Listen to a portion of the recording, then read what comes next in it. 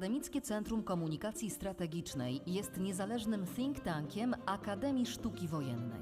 Naszą misją jest usprawnienie komunikacji w Wojsku Polskim i zwiększanie odporności społecznej na dezinformację. Łączymy środowiska wojskowe i cywilne. Analizujemy infosferę. Wyciągamy wnioski i reagujemy na wydarzenia. Organizujemy spotkania, debaty i konferencje. Wzmacniamy współpracę międzynarodową w obszarze strat.com. Prowadzimy pierwszy w Polsce certyfikowany przez NATO kurs dla osób zajmujących się komunikacją strategiczną w wojsku. Szkolimy żołnierzy wszystkich rodzajów sił zbrojnych. Pilotujemy pierwsze w Polsce podyplomowe studia MPA, Master of Public Administration, czyli komunikacja strategiczna w administracji publicznej. Na różnych poziomach uczymy administrację publiczną, studentów uczelni wojskowych i uczniów klas mundurowych, jak walczyć z dezinformacją. How to fight against disinformation. Our reports and bulletins are published in the internet. We know well that the art of communication is the language of the leadership. Thank you very much, Mrs. Director. Now I'd like to pass the floor to Mr. Mariusz Błaszczak, Deputy Prime Minister and Minister of National Defense.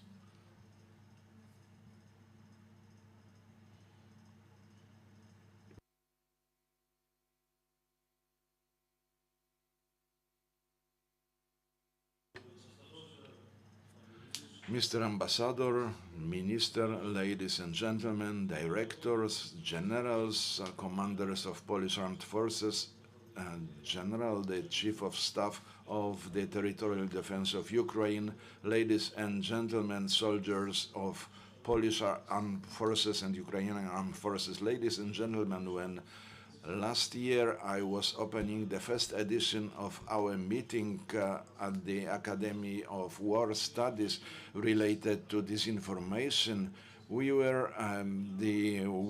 were witnessing of the hybrid attack that was launched by the Lukashenko regime. Soldiers of the armed forces supporting the border guard helped them to guard the eastern border of Poland, and that's also the eastern border of the European Union.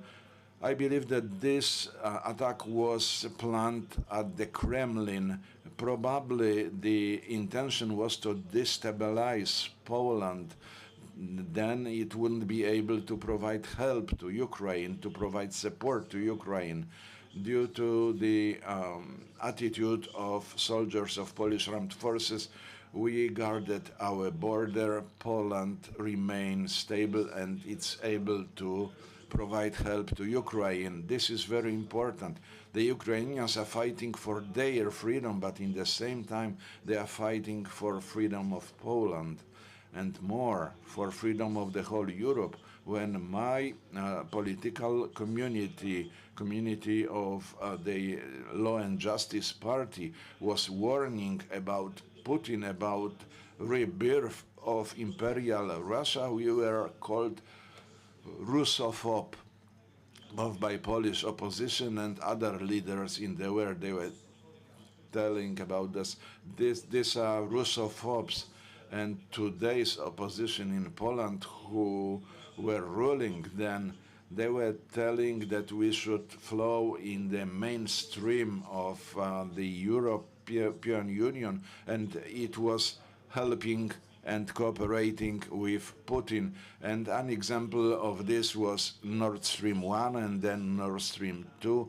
And the outcome of this was financial strengthening of the Putin's regime, and the money for selling of energy carriers were used to build up the Russian armed forces. Today, the European Union says that we were right, and the chairwoman of the European Union, Mrs. von der Leyen, said that We should have listened to the Poles. Yes, but today we should also listen to the Ukrainians. We should take a look at how much is the Ukrainian nation suffering under Russian occupation, and they are occupying the Ukrainian territory for long months,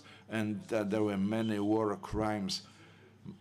I myself had an opportunity to visit Kiev, and Irpin, the mayor of this town, was my guide, and he told me what happened when this town was occupied by Russia. These are exactly the same method that were used by white, red, and now Putin's Russia. Poland experienced in their history on many occasions how Russian occupation is looking like. Tomorrow we will have another anniversary of the Russian invasion on Poland on the 17th of September 1939.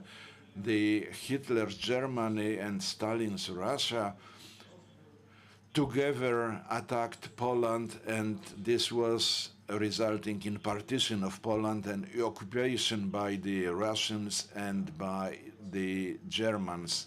And both occupations were very brutal, generating many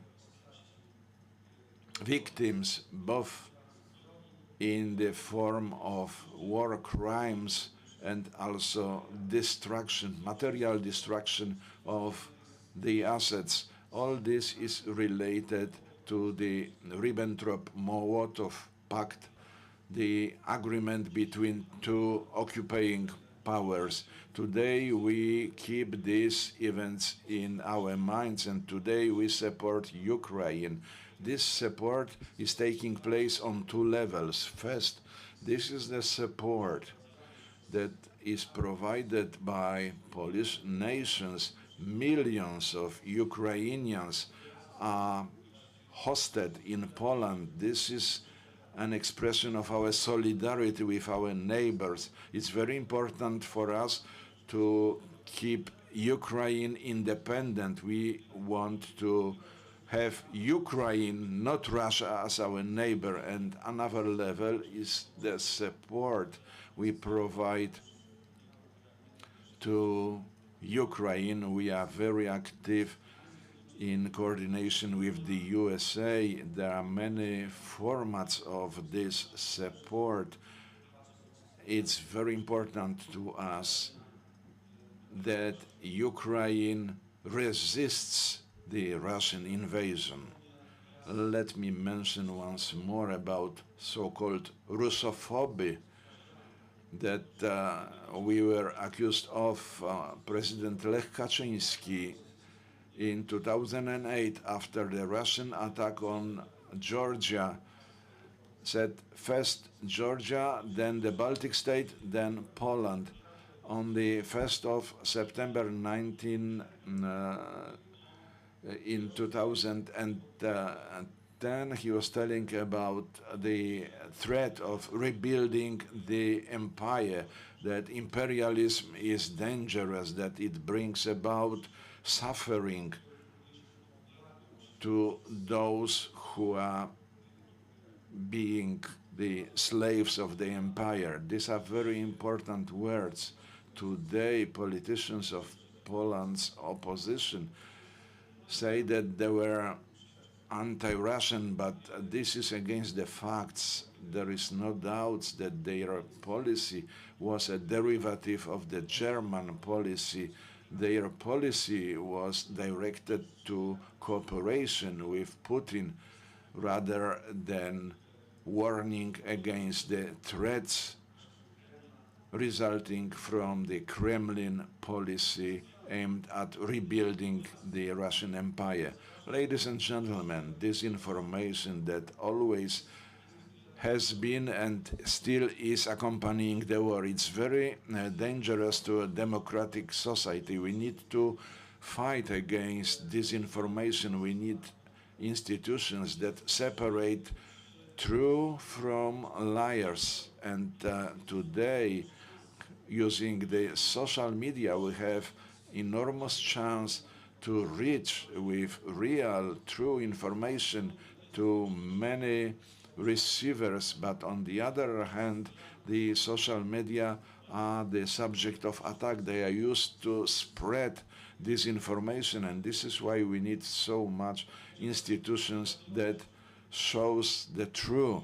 I'd like to congratulate our Ukrainian friends. I'd like to congratulate that they are attach such importance to fighting disinformation, and I'm very glad that today we will sign an agreement on cooperation in the informing the society about what's happening in Ukraine, what's related to the Russian invasion to Ukraine. I'd like to express my thanks that we are able to make use of Ukrainian experience in building Polish resistance, not only in the area of disinformation.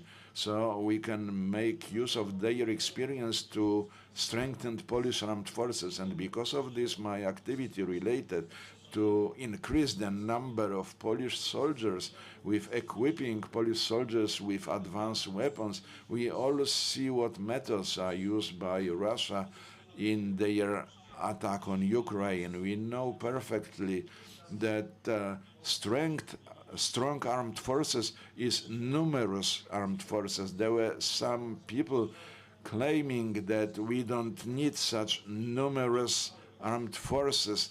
They were claiming that small armed forces is enough, but Ukrainian experience prove that we need a big number of soldiers. We need strong armed forces. This is very important.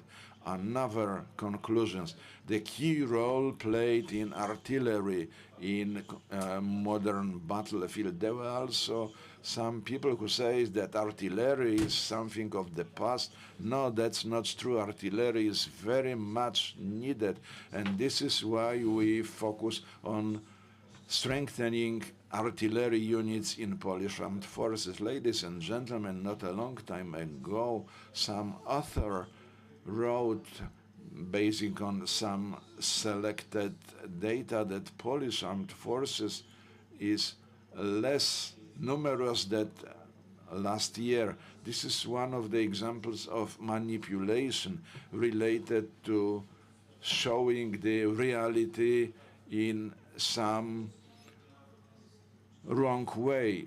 Polish armed forces is stronger and stronger every year because we have voluntary military service. This is the formula used to strengthen Polish armed forces. I'm talking about these examples to show you how does it look like in democratic country in Poland in terms of honest and integral information. So let me underline once more necessity of explaining the disinformation, fighting against it, showing the real facts. Ladies and gentlemen, I'd like to assure my Polish listeners that Polish armed forces is and will be more and more numerous. We will achieve our goal in terms of 300,000 of soldiers. We will be creating new military units in addition to the 18th Mechanized Division represented here by its commander. Next divisions will be established. We are developing Polish armed forces, and we are also equipping Polish armed forces in advanced weapons. Today I will approve the contract on delivery to Polish armed forces new combat planes. Next year these planes will be delivered to the armed forces. Talking about manipulations, about disinformation, one of today's dailies on its first page wrote an article that is a form of exerting a pressure about this contract. And this text was published in the daily that's related to the opposition, that something is wrong with this contract. Ladies and gentlemen, please be sure that I will remain determined to strengthen Polish armed forces, to develop these forces. So once more, thank you very much. I'd like to extend my thanks to our friends from Ukraine, that together we can look into the future, that we may make use of your experience. So thank you very much for your bravery, for the fact that you defend your independence in such a brave manner. Thank you very much. Dziękuję, panie premierze. Thank you, Prime Minister. Now I would like to ask Robert Kosowski, the rector of the War Studies University, to take the floor.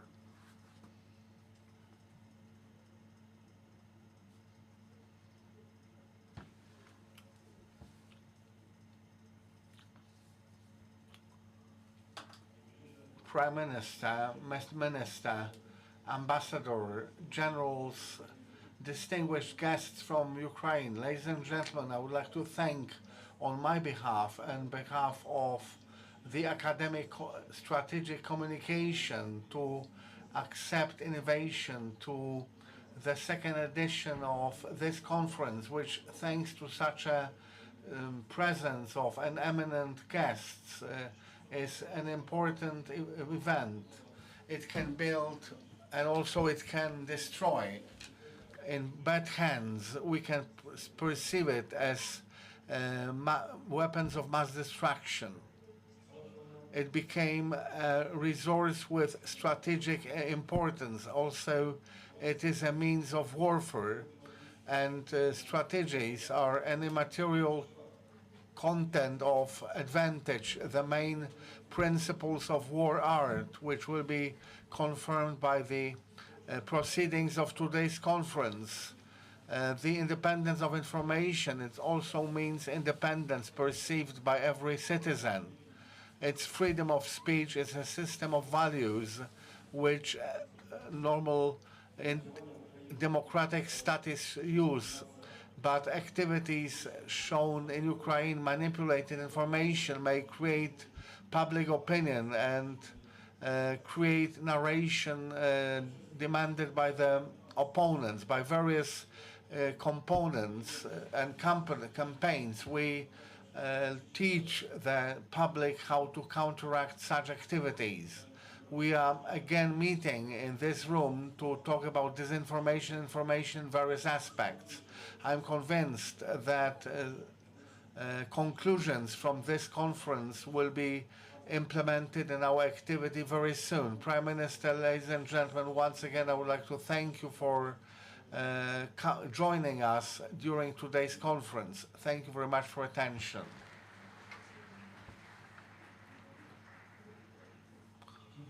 Thank you, General. In a moment, we will sign an agreement between the Academic Center for Strategic Communication and the Center for Counteracting Misinformation of the National Defense Council of Ukraine.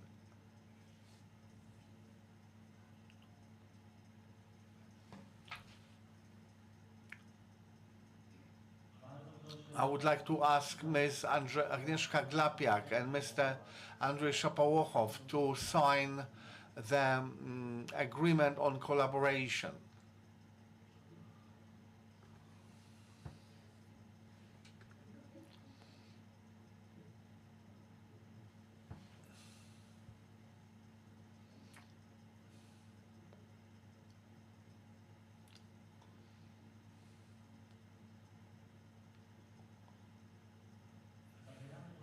The collaboration agreement contains collaboration in the area of strategic communication and relates to mutual support in identifying, fighting misinformation, also joint educational activities and exchange of education and good practices connected with strategic communication, including fighting disinformation.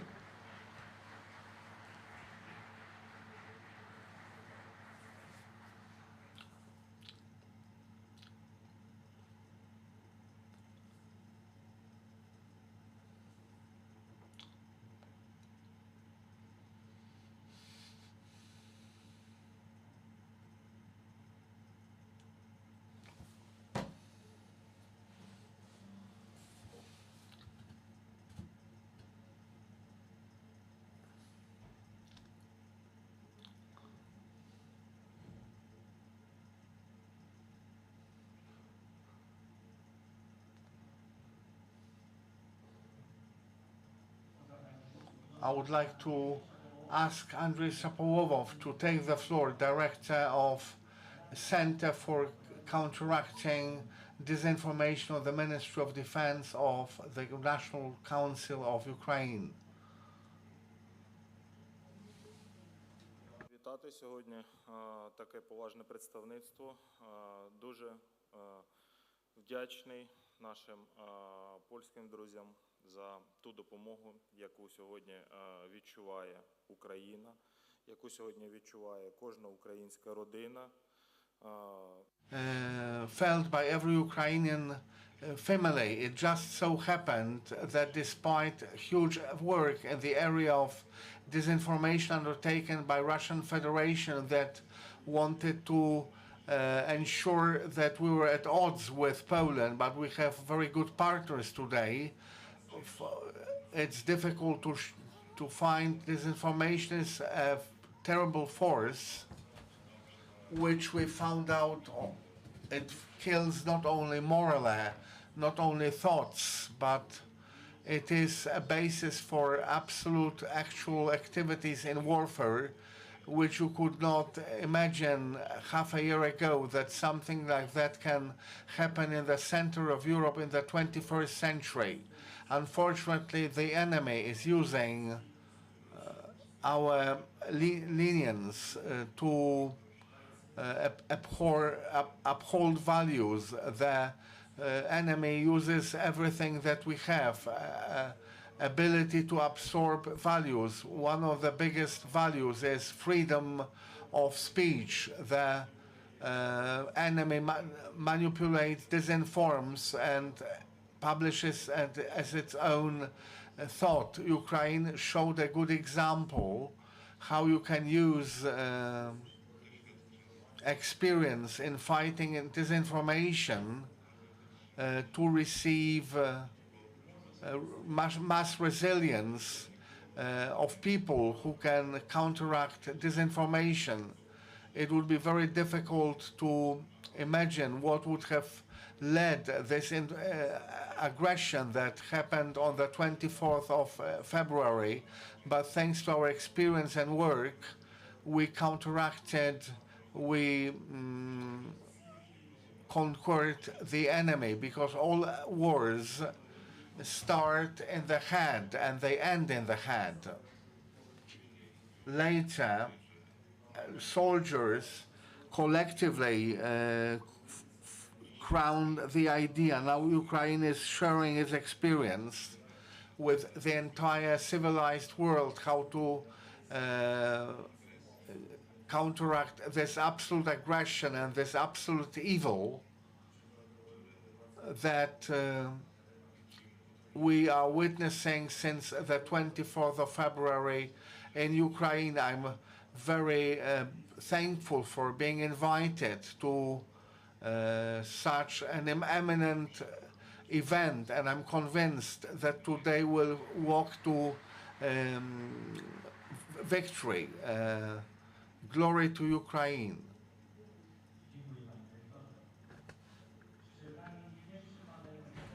In front of us, the first expert panel, experience in conducting information activities during the conflict in Ukraine. And now I would like to invite you to a 5-minute tactical break.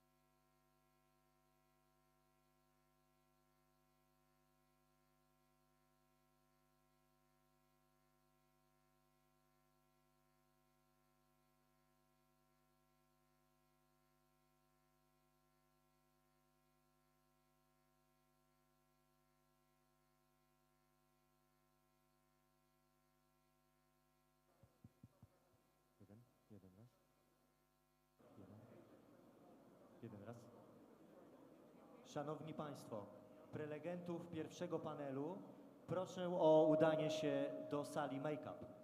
Szanowni Państwo, prelegentów pierwszego panelu proszę o udanie się do sali make-up. Sala make-up znajduje się na prawo od baneru Akademickiego Centrum Komunikacji Strategicznej w holu. Dziękuję.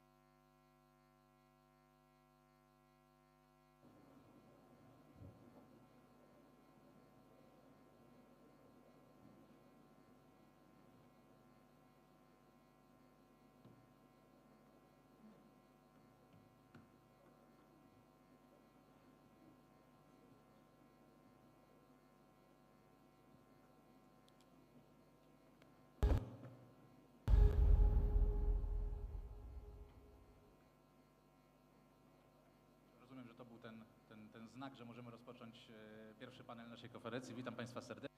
So this was the sign that we can start the first panel of our conference on independence of information. We'll be talking about, first of all, experience coming from the war in Ukraine. It lasts for more than 200 days when Ukraine is defending itself against this bandit-like attack from Russia. This is 200 days that completely change our perception of this war. This will remain the subject number one in Polish media and in Polish houses, and this is also being analyzed by the military community in terms of military sciences, but we'd like to focus on information today because this war is taking place also in the infosphere in our minds. So I'd like to welcome the Deputy Minister of National Defense, Wojciech Skurkiewicz, Mr.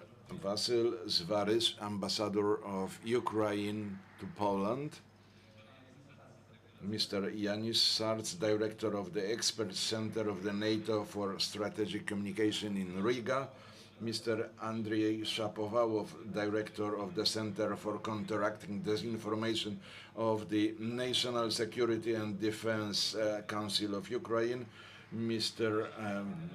Wiesław Kukuła, General Wiesław Kukuła, Commander of the Territorial Defense Forces and General Brigade Serhii Sobko. And I'd like to start with you, General. You were in the peacekeeping force in Kosovo. Now you're the commander of the Ukrainian Territorial Defense Forces. You're a very experienced commander, and now we saw this, let's say, Minutemen in Ukraine. How should this team spirit be built? How should we build the morale? And how should we encounter people to make them willing to join the armed forces? Say that it's a great honor really to be here among our friends and among our partners. We really feel support of you on the battlefield and also on the international informational front. I'm sure that most of us know the expression, the words "Za wolność naszą i waszą."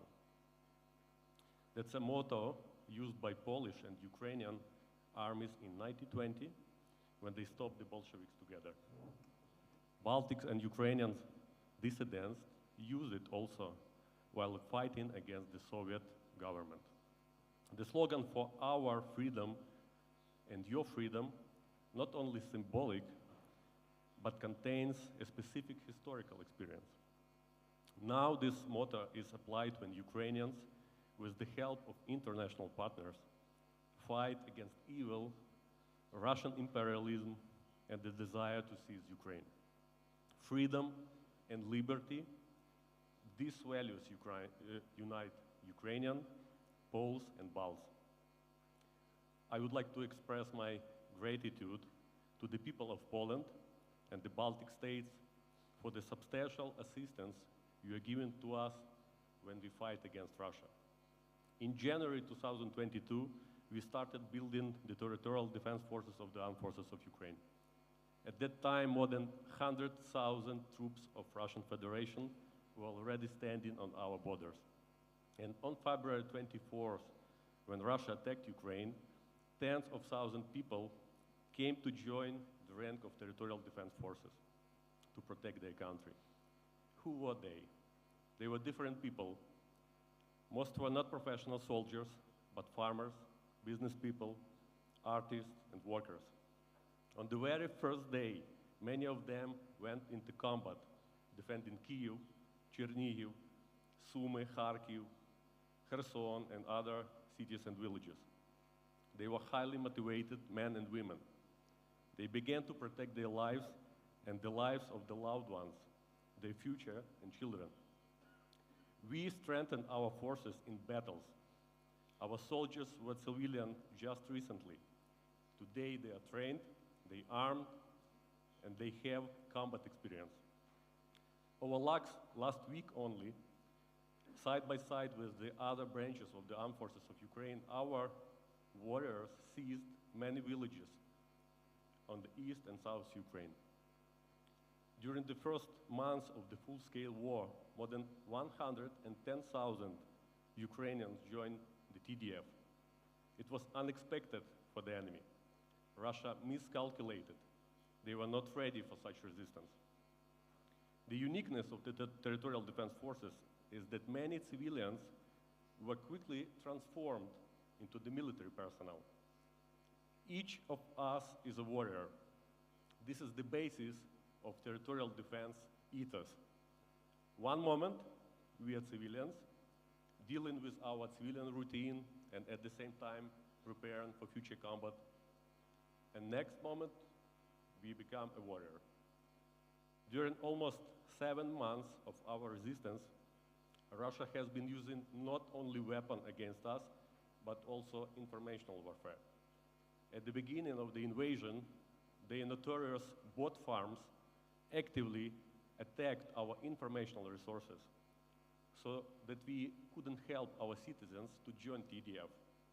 Next, Russia tried to devalue our forces, showing our soldiers as poorly trained and incapable of fighting, portraying them as retreating in the battles and refusing to obey the commander's orders. Bots and telegram channels shared instructions on what to say on record if you don't want to fight. Another propaganda method of Russia is actively trying to use is to split community to reduce public support for the TDF. They spread specific messages in local communities to worsen the relationship between different branches of the armed forces, politicians, and citizens.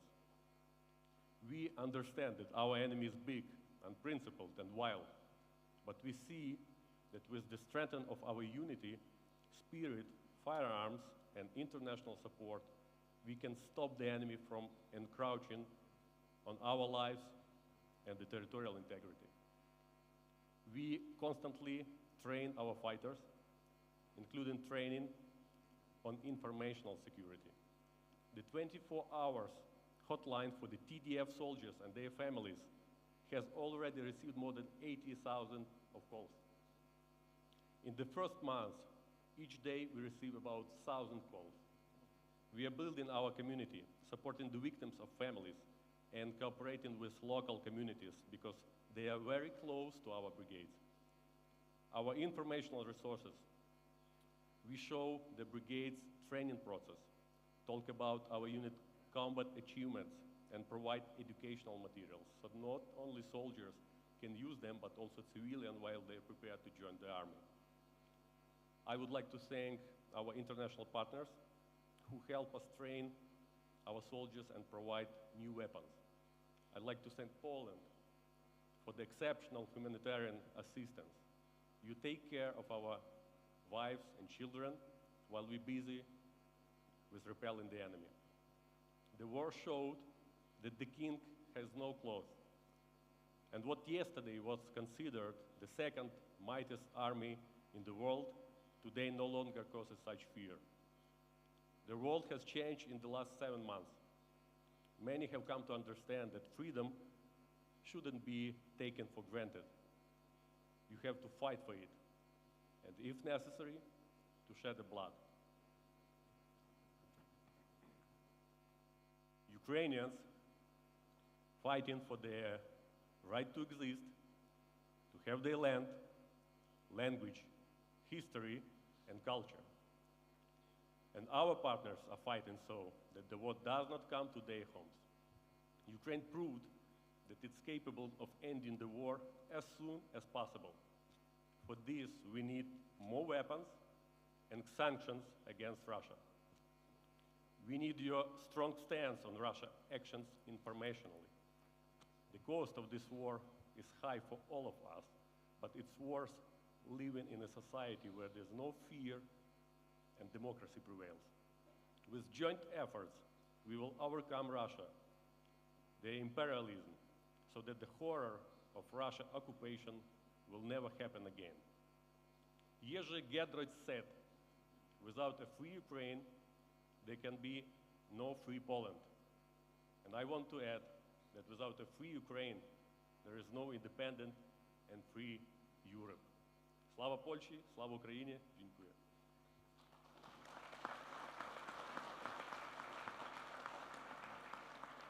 Bardzo dziękuję, panie generale, i usłyszał to pan. Thank you very much, General. You heard this today from our Deputy Prime Minister, and let me repeat it, that whole Polish nation is standing behind Ukraine, and we deeply believe that this war will end up with victory of Ukraine. You told us an important thing, that freedom is not given forever, and I'd like to ask Deputy Minister Skurkiewicz, for the first time in many years, war is taking place so close to our country. So what are the conclusions coming from the Ukraine war to Poland, especially in the context of communication? Minister, the floor is yours.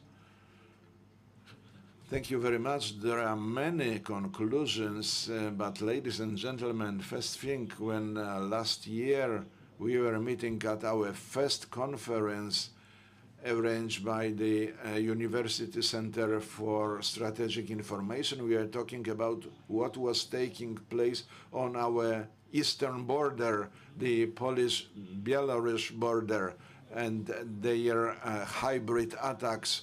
And today we are talking in another situation when Poland is close to the front line, just behind our eastern border. A regular war is taking place, a destructive war of attrition, and the war that is annihilating all doctrines, directions of experts of various kinds who used to tell that the 21st century conflict will not be a traditional kinetic war. It would not be the war engaging armored forces.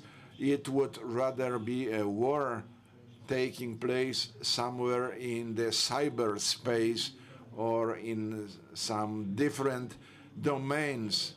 And please notice, today what we see is a brutal conventional war that's taking place behind our eastern border.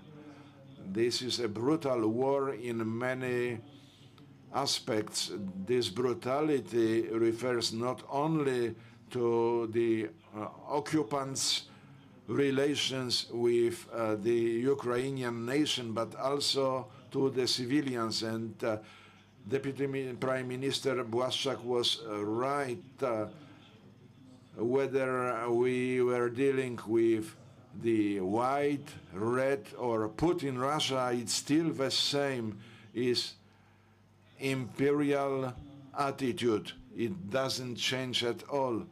For us, for the military commanders, generals, this war is without any doubt providing a big positive value from both the military and strategic domain, because it shows in what areas as the member state of the eastern flank of NATO should invest. And because of this, the Deputy Prime Minister appointed special teams to analyze what's happening behind our eastern border. And the commanders of Polish army are keeping their ears to the ground.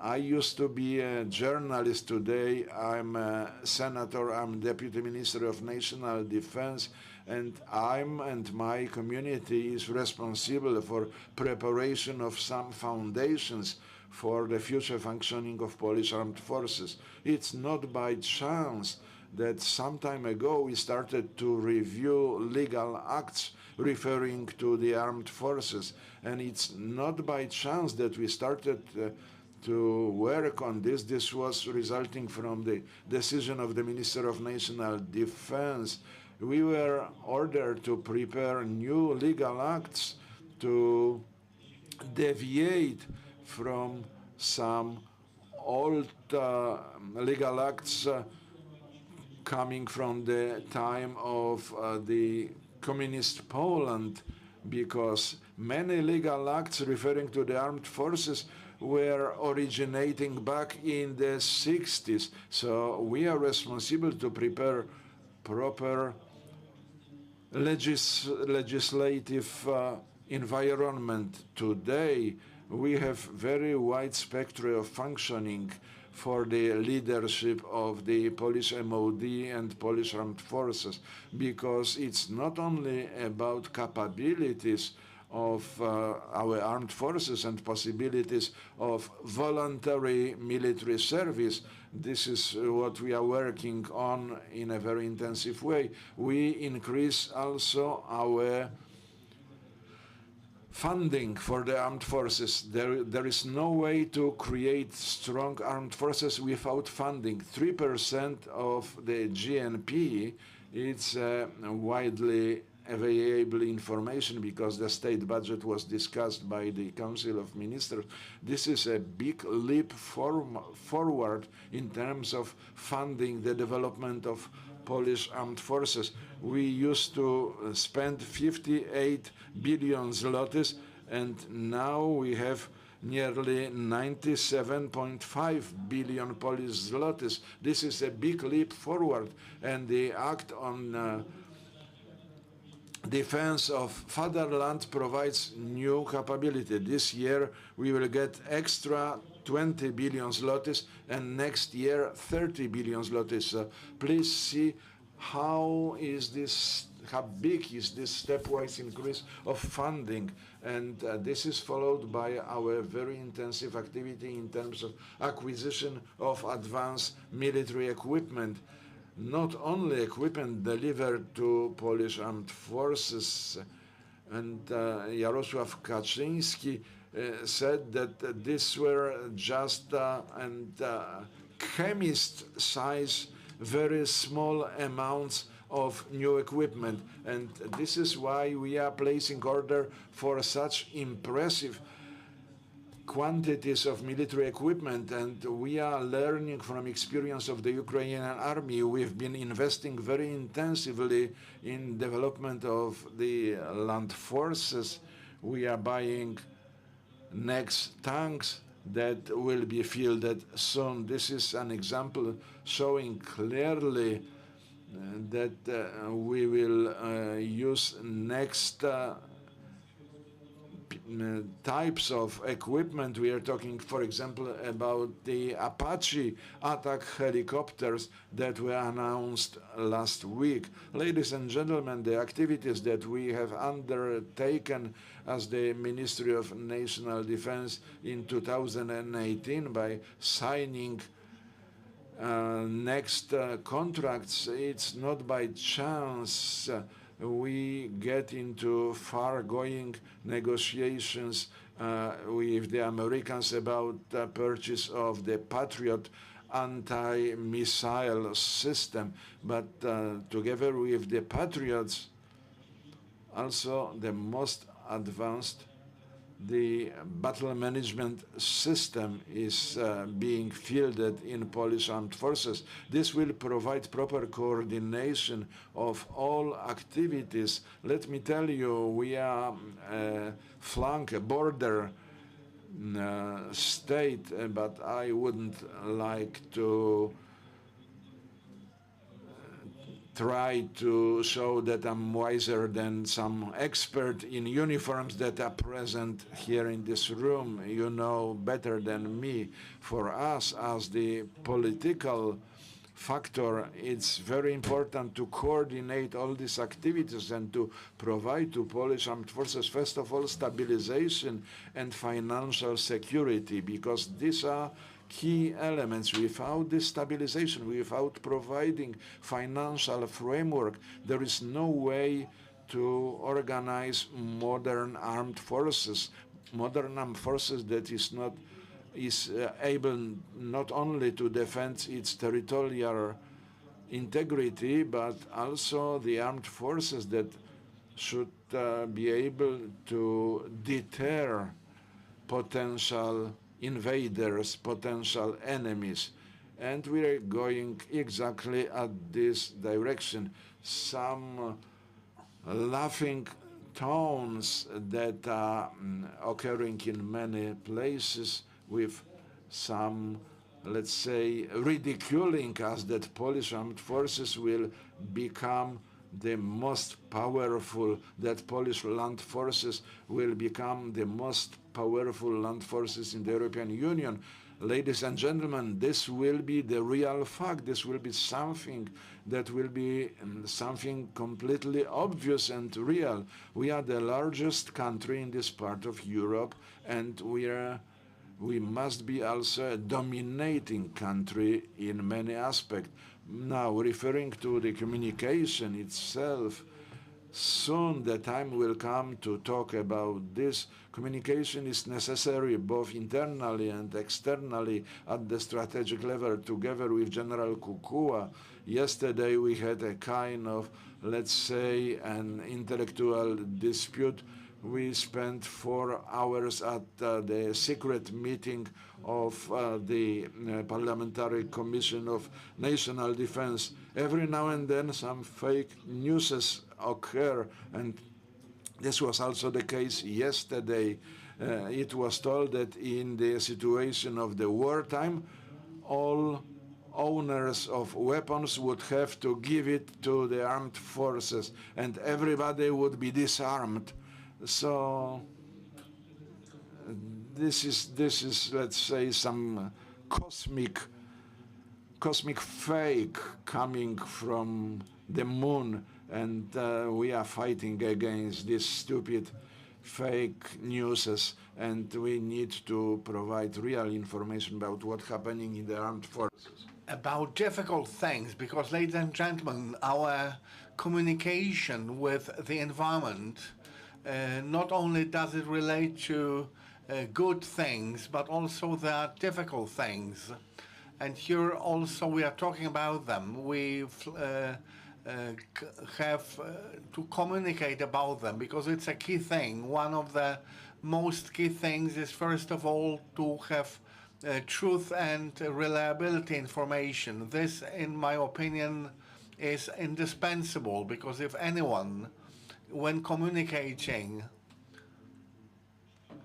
is caught with a lie, then absolutely they lose credibility, and this credibility is lost not for 1 or 2 weeks, but it's for a long time. That is why we attach so much importance to ensuring that communication inside and outside, so that this communication is primarily reliable. I think this is our prime concern. Thank you, Minister. Although we have reliable communication and with granular detail, we inform the outside about our activities. For example, you talked about bolstering the armed forces. It's the direction that has been implemented since 2016, and it was accelerating in 2018 when Prime Minister Błaszczak took the office. There was a need to buy equipment, and now in the public opinion there are voices that we are buying equipment because of the Ukrainian war, which is not true. Now I would like to ask Director Szapovalov, you are a director of a newly established disinformation center. Since the outbreak of the war, the level of Russian disinformation reached, you have a lot of fake news, and Poland is also flooded by fake news, and it is increasingly stronger. We know false narration relating to attack on the Ukraine, but it's quite strange that so many Russians support the attack. About 70%. You come from Ługańsk, where level of pro-Russian sentiments is bigger than elsewhere in Ukraine. Maybe there are cases, there are persons who believe into Russian propaganda. Why this phenomenon? Why do Russians believe in such a blunt narration? Thank you very much for a question. I would like to start from the words of thanks, if I may, to every soldier of Ukrainian forces who are defending us. They defend every inch of Ukrainian soil. I would like to thank also the Polish nation for the support that Ukraine is now feeling from a friendly neighboring state. You have heard that Napoleon and Stalin met, and Stalin says, Napoleon says, if I had Pravda, the world would not know anything about Waterloo. That's how disinformation works. The only way to overcome it is truth, and any lie tells you that we are doomed to fail. With regard how you can change the entire nation into zombies, this is not the first example of history, and we can see it. After the Second World War, this example was very reliably checked by scholars, by psychologists, by everybody who was interested in this research. How could it have happened? And now what we can see, it's not a unique story. Simply, we admitted the same mistakes as committed by previous generations. If you live in a civilized world, you cannot strike the idea that someone is creating a parallel activity which in the first place calls for hatred, for divisions, and for deaths. We can see a fantastic example how using super modern technologies that were created for all of us to improve our activities, we are using that everybody. And indeed, this story was for the story development of mankind, but someone's dreary mind wanted to use it to lead to divisions, to start a war. So thanks to super modern digital technologies and devouring ideas that existed 70 years ago, this combination gave a certain combination, 0-1 combination, that evolved into a terrible war in the middle of the 21st century. It just so happened, thanks to that virtual reality was created. Russians now live in an artificial world which was created in line with the whole body of rules of propaganda. What are European journalists or all journalists in the world, what are they using? It is checking, verifying a few sources. It's identifying where the information came from.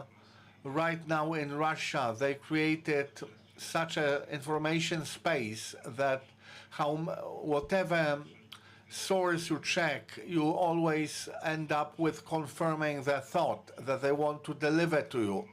So digital technologies help you that. You can switch on channel 1 or channel 2, Russia 1, Russia 24, and there you listen to everything the same. And if you switch on entertainment and you hear the same stuff, in Win the Million, for example, it's seemingly entertainment, but at some point in time we have guests from LMR, and someone presented a great building.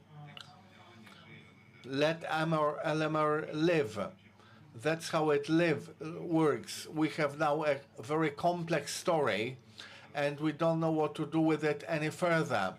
To create them a virtual reality, or to wake them up, because both stories will be very painful for them, and waking up will be very painful, and this dream in fake news will also be very dreary. We are talking about information terrorism as a constituent of this great war, and those who are dealing with it are information terrorists. And we are not only talking about journalists, but everybody involved in those processes. Those are camera operators, editors, guests of the studio, all that story, all that surroundings that we can see, the number of people who would like to run out of the last car. It also tells us that they understand that they will eventually be caught to justice. And now about the subject of today's panel, about the Center for Counteracting Disinformation, which is attached to the Council of Ukraine. Last year we knew, roughly in October or November, the Center saw the map, how those processes should be structured. It was discussed by the Secretary of the Council. We cannot talk about everything, but understanding that we are in for something very bad. It was known already in October, in November last year, and that is why the Center started activities. Communication areas were generated, and thanks to that we generated collaboration with all state bodies that at that time helped us very quickly verify information. If we come back to the very beginning of the statement, I can say that the only thing you can conquer disinformation with is truth. So the citizens have to understand where they can get this clean information, and thanks to that, this happened, in my opinion. It became a counting point on the way of building a communication resilience of people. Openness of state bodies was unprecedented and constant repeating that you will get checked information only from official sources. It became an extra factor, and you also have to say that President Zelensky, in a maximum open way, talked to our citizens about what is happening. This was difficult, painful, but this was true information that motivated people to further fight, to further show resilience, and this collective resilience against disinformation and manipulation of information that happens in Ukraine. It's worth checking it, and it's worth taking over it to ensure that you help Europe and the entire world. Director, thank you very much. A round of applause. I think that we are all impressed in terms of how Ukraine conducts information during the war. And from your words, we can see a picture in the context of Russia that a key to freedom of speech is media pluralism. Thankfully, we have such things in Poland. You can learn it, and this should stay the same as long as possible. And now I would like to ask Ambassador Zvarich a similar question. What conclusions for your administration come from the information context? Ladies and gentlemen, first of all, I would like to cordially thank you for inviting me to this conference. The subject is especially important for us, everybody, for the whole Europe, for the entire democratic society. But I would like to also taking this opportunity, thank our Ukrainian soldiers, to thank them from the deepness of our heart, that thanks to the bravery and openness, we can feel safe here. We can talk and discuss without being afraid that we are attacked by rockets. What Prime Minister Błaszczak said, that Ukrainian soldiers are defending not only the freedom of Ukraine, but also freedom of Poland and the whole of Europe. Maybe for somebody it's only words, but we always said that we have to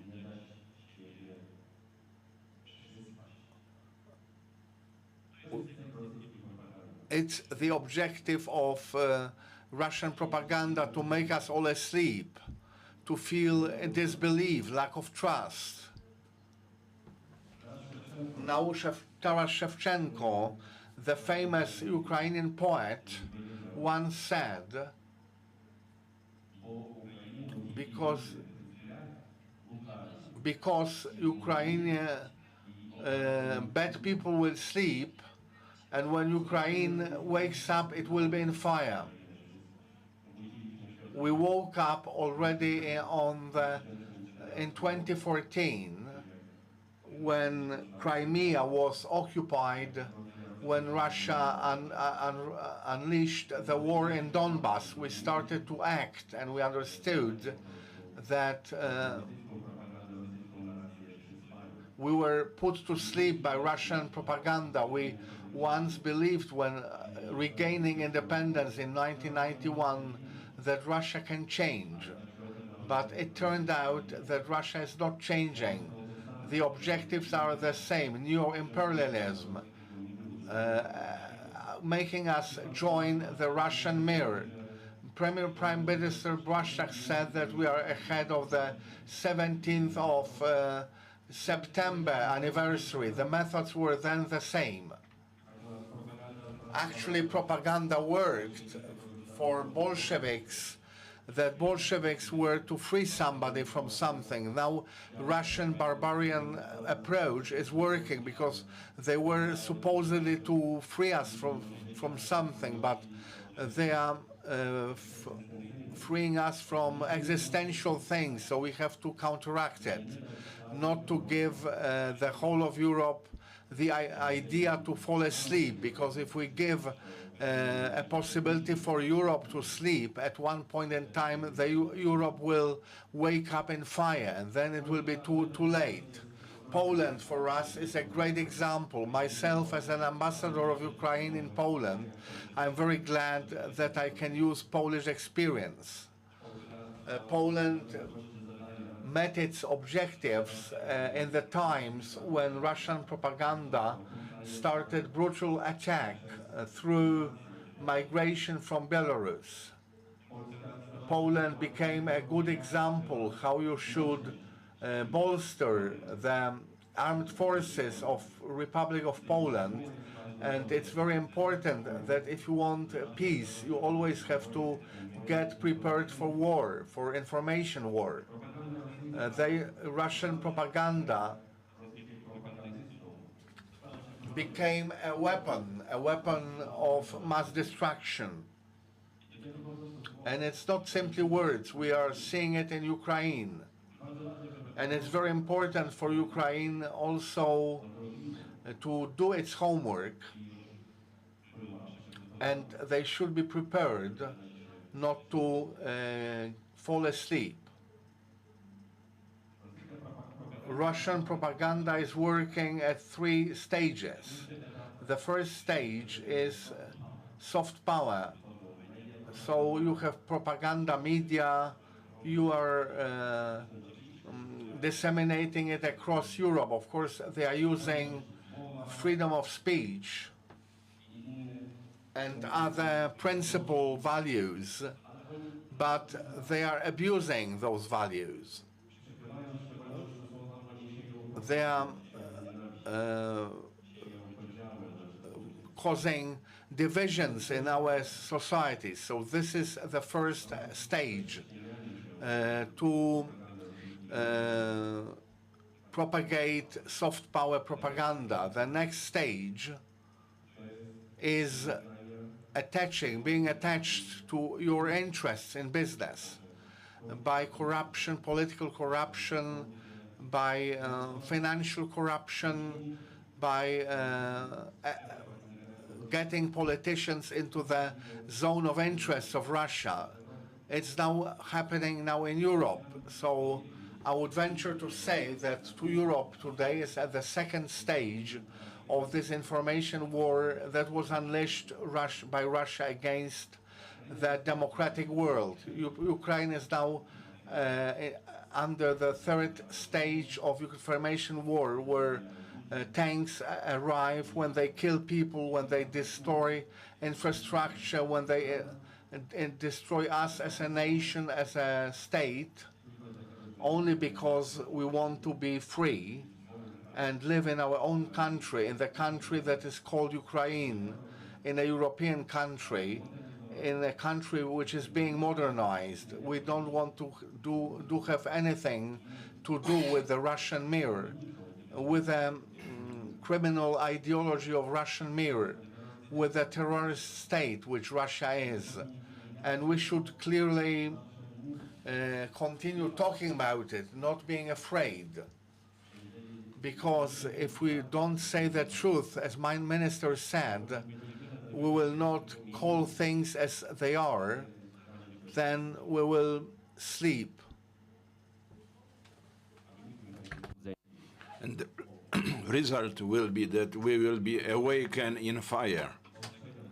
I'd like to warn you very seriously as the ambassador of Ukraine, and please believe us, because we tell the truth. Thank you very much.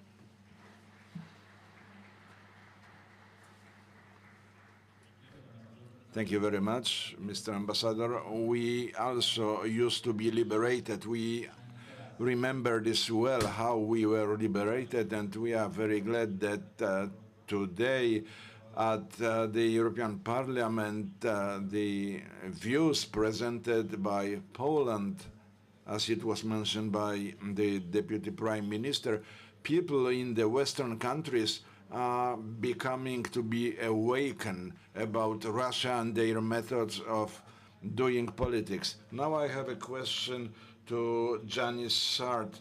Director, you're heading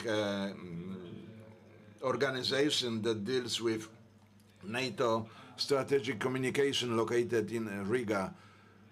What's your opinion about the way of running the information war in Ukraine?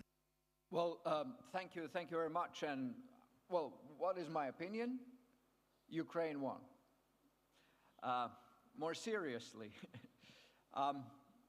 last year when I was talking here, some of you might remember, I was saying that information is becoming increasingly important part of the conflict and war. And if we look at the war in Ukraine, I think that's really where we can see how important it has become, to the point where the way the information war goes is the way the kinetic battle is happening. Of course, there's a feedback loop there as well. I'll remember here one discussion I had early February with one of the think tanks, and I argued with them because they've said Ukraine will fall in 2 weeks. And I've said I don't subscribe to it. I think that is not going to happen. And they've said our computer simulation model pumped it out. tank per tank, artillery per artillery, it's inevitable. And I've said, but that's not the way war happens. And here I would bring the example or the quote from Napoleon, who said, in the battlefield, morale to the physique of troops is 3-to-1. And that is what computer models don't really cater for. But I think that is what we've seen in this fight, is that not only the biggest Russian, Putin's miscalculation, has been the will to fight and readiness to die for your country. And that is a factor that really translated into the actually battlefield successes, but also the overall resilience of a nation. But more on a kind of operational level, what I see are the takeaways we all at NATO have to really take away from this war. First, like in a real battlefield, if you have to gain initiative in the information space.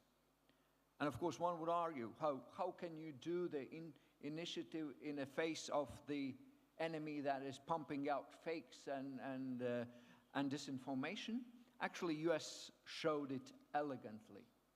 Remember the US Stratcom campaign in a lead-up for about 2 months talking that Russia is going to invade Ukraine and how it was going to happen.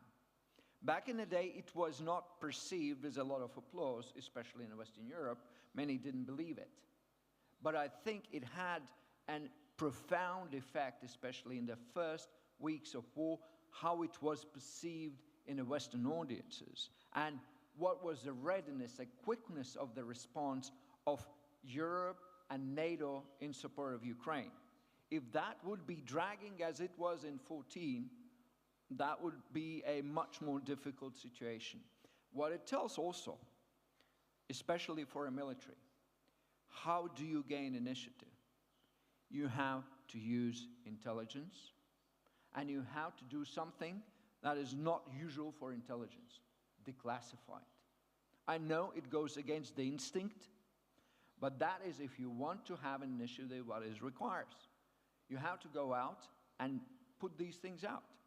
To the discussion that just Ambassador said about this business or other links that Russia is having, the other day, US intelligence published that Russia has spent more than 300 million in funding European political parties. I think that's exactly what is necessary also to create a resilience, but I have to admit, I'm not pleased that it had to be US to come out with that information. I would have loved the European intelligence agencies to do so. So get an initiative and be ready to declassify intelligence. Of course, cleverly, but go that road. Second, this is a social media war from an information perspective. Yes, traditional media have an element, but by and large, it is a social media war. And what happens, you have to be authentic and emotional in the social media. And in a way, one of the successes of Ukraine is that from the vantage point of seeing it from Riga, every Ukrainian became a warrior in the information space for Ukraine. And that, in a way, is a decentralized approach, yet very authentic. Think of a baker from Kiev talking on a public, or I don't know, Facebook or somewhere about how he feels, and a baker in Berlin seeing it. It's far more powerful link, human link, than it would be through CNN or elsewhere. So, and also, interestingly, that Russian system that is by essence still a vertical system had no way to cope with it. They are now trying, yes, there are ways they're getting back at us, especially in Europe, that's true. But I think from a military perspective, it is also a challenge. Militaries are used to run in the verticals. But this requires a different approach. You have to allow people to act and accept mistakes. But if you want to really gain momentum in this social media dominated information warfare, that's the only practical way. Third thing, I think also very important we in Europe have to recognize, not that much here in Poland, but basically in larger Europe, the fact that Russia says we have media and think tanks and therefore we're allowed to have the same treatment as media and think tanks in the West is a wrong way to go. And in fact, blocking that, not only the TV transmission, but also the kind of sites that say we're, I don't know, Russia One or etc., is one of the things that we have to do. Because the fact that they label themselves media doesn't make them media. They actually, by any standard of definition, they don't meet any of their criteria. Yet, many countries treat them as such and give all the rights and freedoms, which is a fundamentally false approach and the wrong one, I think. And that is where we have to learn. Fourth thing, information space doesn't have boundaries. And it would be also very kind of not right way to think in terms of, okay, we fight in our information space, let's imagine Poland or Ukraine or the Baltics or Germany. It is 360. It goes, the battle is in our information spaces. We have to take battle to Russia, although it has been increasingly difficult, and I'll address that in a moment. But also, what was our collective biggest mistake, we forgot the rest of the world, the global south. And that is where Russians came in and said, oh, the grain, labeling the blame on Ukraine and the West, and therefore pressuring the Europe in particular. And that is one lesson that we have to learn. These kind of things are not staying in a physical or geographical national boundaries. And when we design strategies, it has to follow the same logic. And that is where I think also we've not done so well. Ultimately, Russia and their Orwellian world they're living right now, where evil is good, black is white, and a criminal is a hero. I think that is where we have to recognize when we talk even in a modern context, we're not anymore talking about the information war where people believe a narrative or a fake. We talk about the cognitive war, where the way people view the world is the object of the warfare. Because I think it would be foolish for us to recognize, and you Ukrainian colleagues will attest to that, that for many Russians, seeing the truth doesn't change. They really disregard it. They continue on. That is because they believe in the world in a different way, and they even subconsciously dismiss the fact or truth. So in a sense of the warfare part of the information, not only debunking, not only narrative versus narrative, we have to consider this as a cognition warfare about the worldviews rather than specific narratives. So these are the few points I had, but I think I love to quote the infamous FSB agent Girkin, who said that Ukraine has crushed Russia in the information space. And I very much would agree that Ukrainians have done an incredibly good job. But of course, that means we have to support them, and we have to really not allow Russia to get back. I'm not saying there not much about Poland or Baltics, but I'm talking about the Europe at large. Where are the current risks? So we have to go back to work and make sure it doesn't happen. Thank you. Dziękuję bardzo, panie dyrektorze. Teraz Now I'd like to ask General Kukua about issue related to counteracting disinformation among soldiers, because so far within our panel we are talking about counteracting disinformation for the whole society, and you're the commander of the youngest armed service, the Territorial Defense Forces, and these are soldiers who are not professional ones, who are just ordinary citizens, and they need to counteract the disinformation. Thank you very much for invitation, for this opportunity to share my own experience. In the very beginning, I'd like to take you for a trip back to 2016, when we started to establish the Territorial Defense Forces. We didn't have a big team. We were just a kind of a startup who needed to program the growth of this formation. We were under heavy attacks of media, external attacks that were politically motivated, that were aimed at assigning some political features to this strictly military project. So it was very difficult to us, and personally for me it was an enormous challenge. Let me recall it. Back in 2016 there was no operation centers in the MOD. We didn't have many institutions to build conscience, to build competences, and this awareness was not properly developed among us soldiers. What was launched at that time and today, it's setting some direction for other formations that may make use of our experience. I can tell you about 4 critical factors that were very important to build resistance of our formation for information war. First, it's the doctrine. Second is leadership. Third,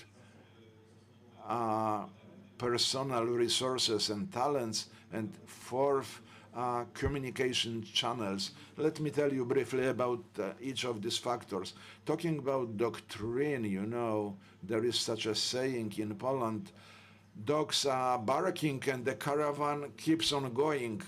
On many occasions when I heard some fake information about the Territorial Defense Forces, on many occasions I was told, don't pay attention to this, just focus on your mission. Truth will defend itself. This is what I was told, and there was a time when I was thinking, whether shouldn't I follow this attitude? But that's not true. Truth will not defend itself. Truth will need brave soldiers that will defend it, and that's our duty. And according to our doctrine, we assume that we need to conquer this information space. To push out this information, we decided to build a doctrine very strongly based on our initiative, on our experience, on facts. It was mentioned already today, but in the same time we understood how important is to build a common awareness how disinformation can affect us soldiers, because under uniform of each of us soldiers we have our civilian body, our civilian mind, and leadership is critical in 2 aspects. First of all, the leaders, the commanders, will have to be aware of communication, of passing information to their subordinate soldiers. So one of the basic tools for selection of soldiers for local commanders was the communication skills, the ability to build contacts with soldiers coming from various environments. And second things were people who were responsible for systemic fight against disinformation. And I see many faces of these people here in this room. So making these choices, you need to base on hawks rather than doves. So this must be real fighters thinking how to fight against disinformation. So I'm very happy that we have this big flock of hawks in the territorial defense forces. They expect disinformation and they are all the time ready to fight disinformation. And the blessing of the territorial defense forces is something that I was not able to understand and make use of for a long time. Making use of the human resources, and we have people of various competencies and big talents coming to the military service, and only after understanding how big power and energy are brought by those people, only this made much more effective tool of us. So let's try to find talents among our reserve soldiers or those in active military or voluntary military service. We need to select people of the right talents and skills, because today we recognize how important is information. So we have a method to find the right people to become snipers. They need to be introverts. They need to have very good sense of sight. Why we don't do this in the area of fighting against misinformation? So this is another task for us, the commanders. And the latest factor that's the source of our superiority are the communication channels. So here, this is a very good opportunity for me to extend thanks to General Molenda and his team, because in the very beginning, since the Territorial Defense Forces was established, as a dedicated portal was created, and today nearly 35,000 of soldiers of the Territorial Defense Forces are using our internal communicator, and they are able to exchange information in the manner that's not available for outside media. And this way called Yammer, that's let's say equivalent of Facebook. This is an internal channel of communication. We can share our experience. We can respond immediately based on facts, on potential disinformation. How important it is, let me tell you, sometimes in various discussions, somebody says, I used to be a soldier and I saw such and such events, and in some moment one of the soldiers asked, please give me the data on your social media account. And silence is the answer, because this channel also allows to identify the person who describes some facts, whether it's really our soldier or not. So we have a very good tool of enormous potential. We've been learning all the time, and we are trying how to use it. And today we are building an open environment available from any smartphone across Poland, and 24 hours a day our soldiers have access to this channel. They can ask any questions, and one of my criteria of assessment of my subordinate commander is how they make use of this tool, and for example, how often the commander of our 18 brigade, Mr. Błaszczak, is using this tool, and how often he uses this tool for soldiers who are not living every day in the military barracks. So this is possible to, this tool can be used also in relation to soldiers who are coming to military barracks only for a couple of days a month. Thank you very much. We have 20 minutes will not probably have a full round. I would like to return to General Sobsko. Could you please specify the biggest challenge during the war that started this year?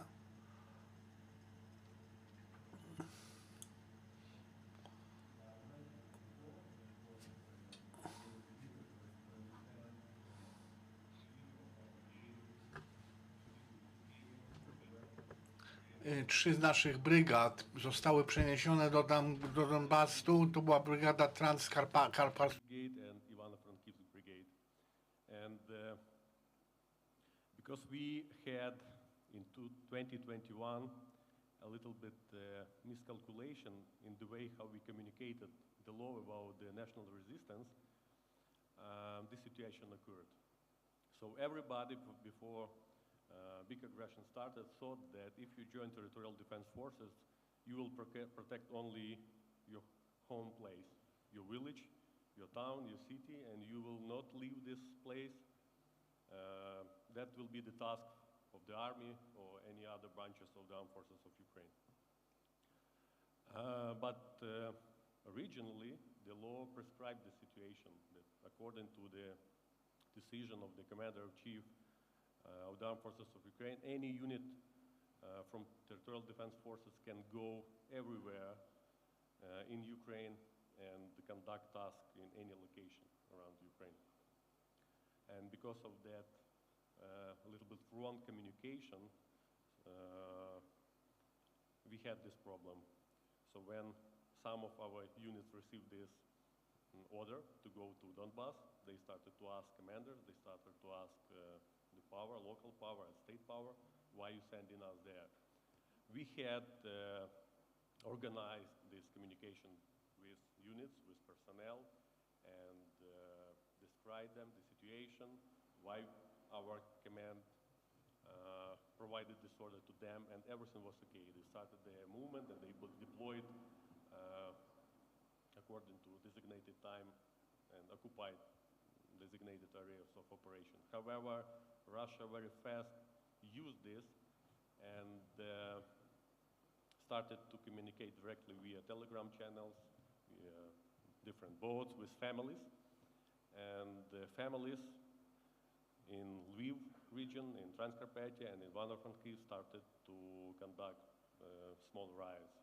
So that was a huge challenge for us. We were forced to communicate directly to them.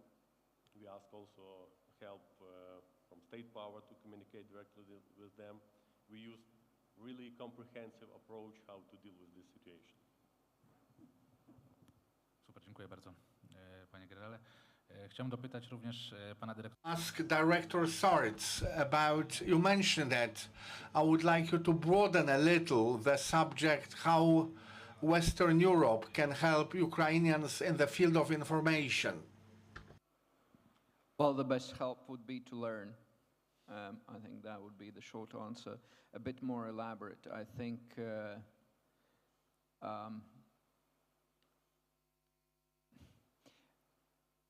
in the information space is important the acceptance what Russia wants to achieve.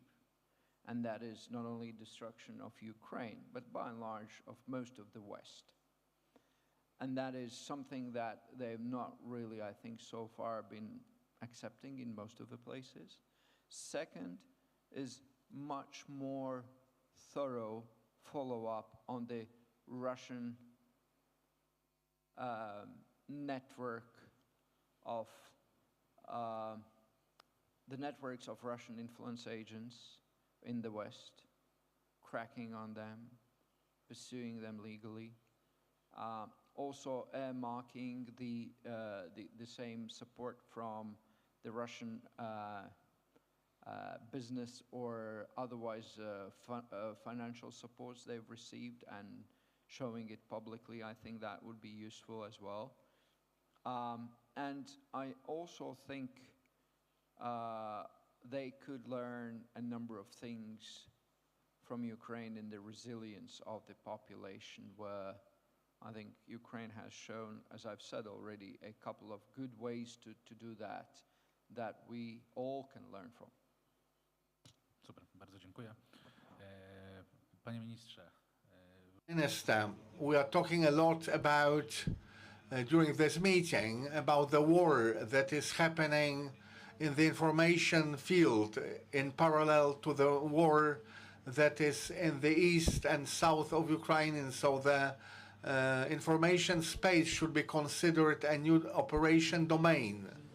In the contributions that were mentioned in this panel, undoubtedly it's a key element. Whether a domain, I don't know, but for sure it's an area which is very important, or even I should say strategic, from the standpoint of conducting operating activities and modern challenges that are faced by armies of the whole world, especially in the context of conflicts. It's a very important area, and first of all, the activities that are undertaken have to be undertaken in order to limit this information, to limit flow of information or distribution of fake information. It's an especially important thing. In Polish army, which is not a secret, every unit, every command have freedom when it comes to conducting communication, but undoubtedly it also has to be coordinated by one institution, and we have an operating center, because in the message one word used in an improper way may give rise to many problems and to many complications. And please be aware that messages that are emitted by us, they are reviewed into many ways, and it is frequently the case that the operating center, or we as the management of the ministry, we are called by journalists, and they are trying to force some comments which have nothing to do with reality. First of all, it's the area which is very important. I would like to reiterate, whether another domain, I don't know, but it's an area which is very sensitive, very delicate, and also very heavily influencing, as we said, both the morale and the activities, and also undertaking specific decisions during the conflict. Thank you very much. I would like to revisit Director Szapovalov, a few examples of Russian disinformation campaigns launched against Ukraine and how you fought them.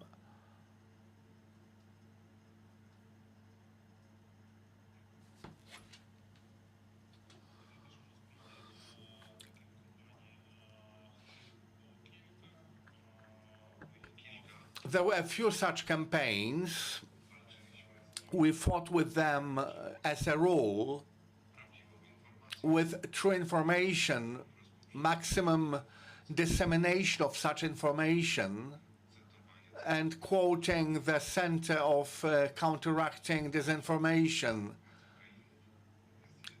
It's one of the more important sources of information in Ukraine and also in the world.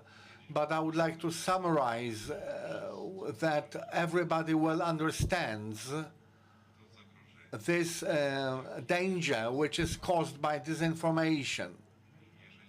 If we speak of united action against disinformation, we should start from regulating legal basis, because if we don't have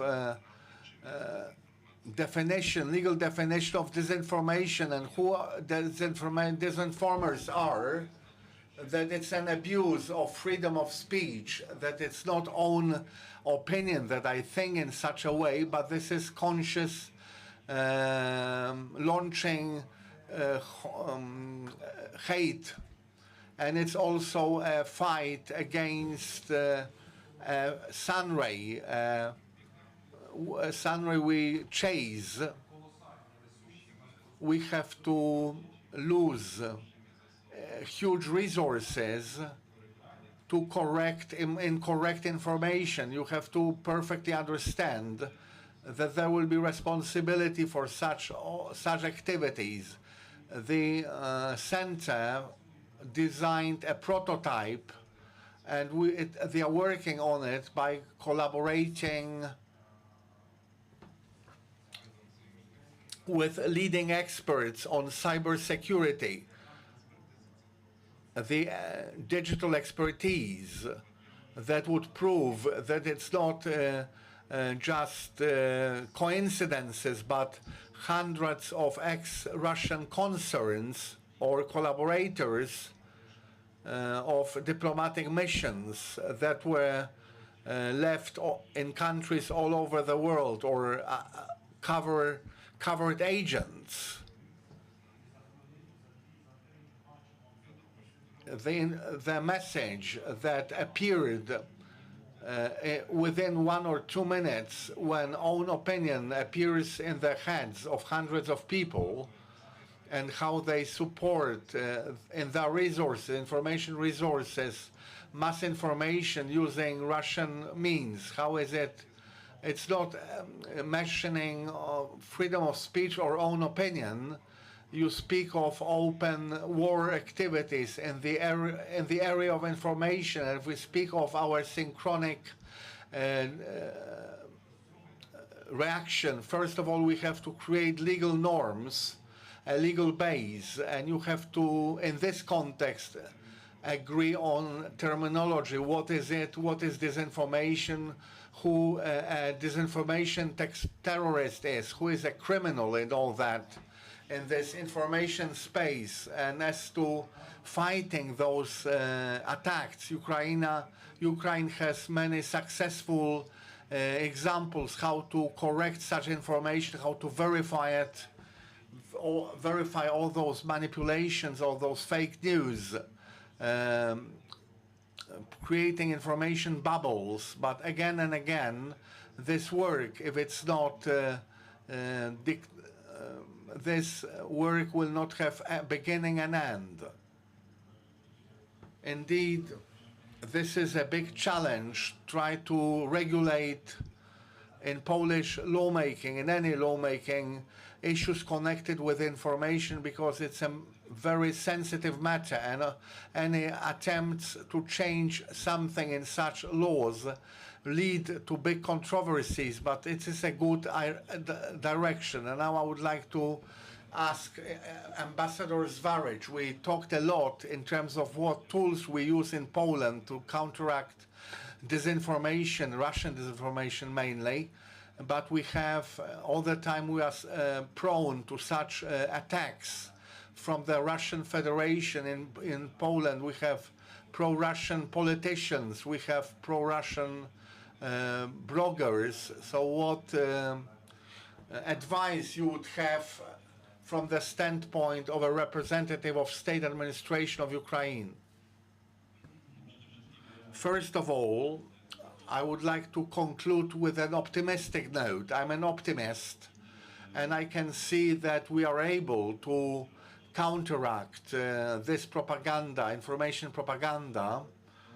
What is important is that we already identified this problem very clearly, and now we have and we are still creating tools to counteract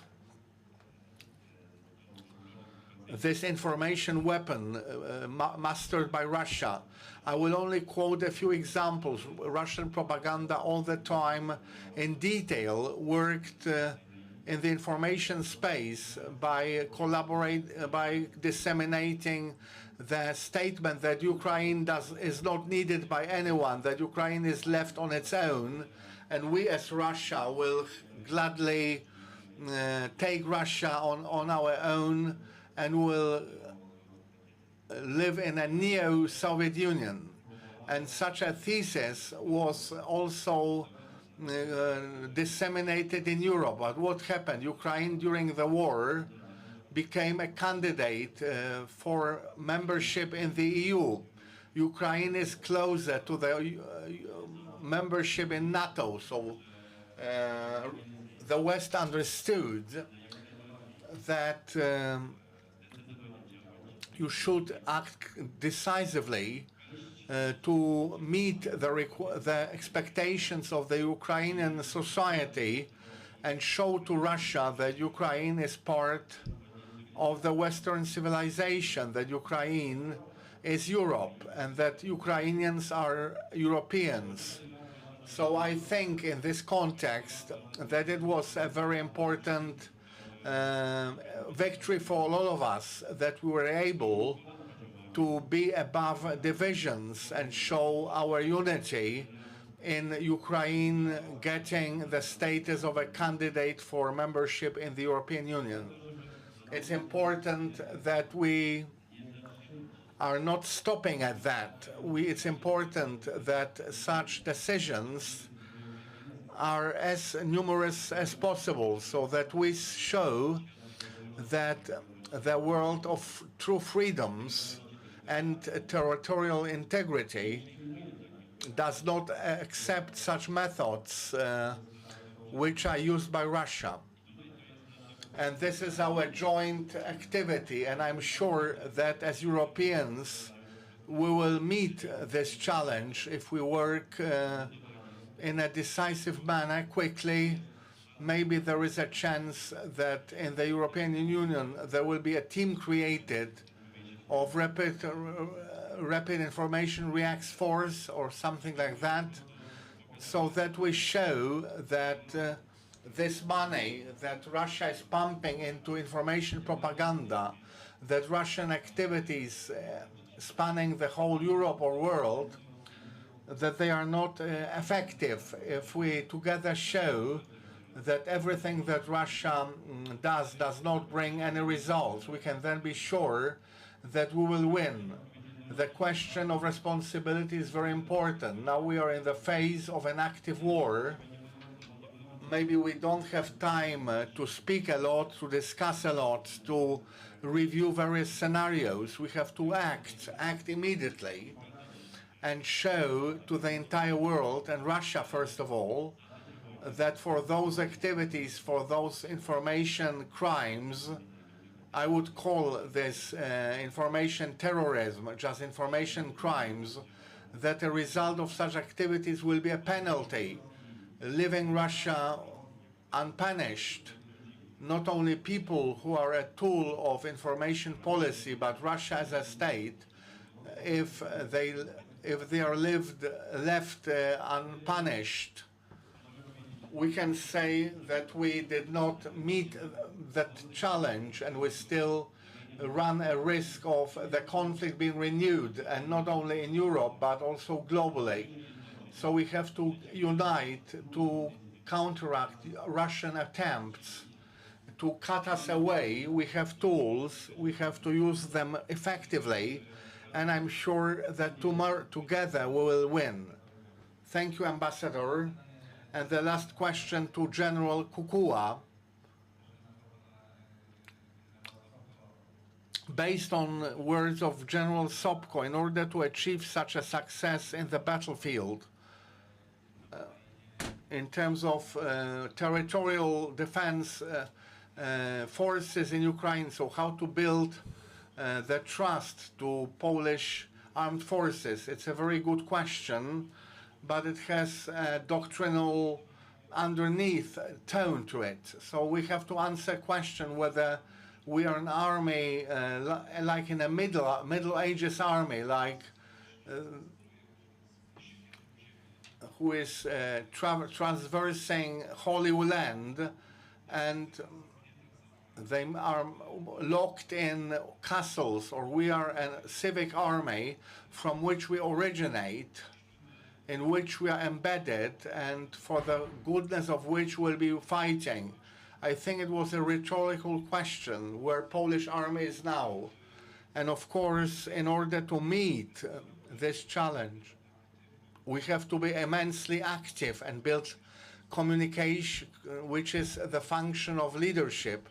in a various manners and at various levels. It's important to remember about social media, but I would not completely forget about direct contact. And today, recently, there was a discussion in Polish media, what sense do picnics have organized by armed forces? I would like to ask soldiers and about their experience, what experience flows from direct contact with a soldier, a possibility to talk about with him, to touch his arms. Most of my soldiers, new soldiers, end up in the armed forces from the direct contact.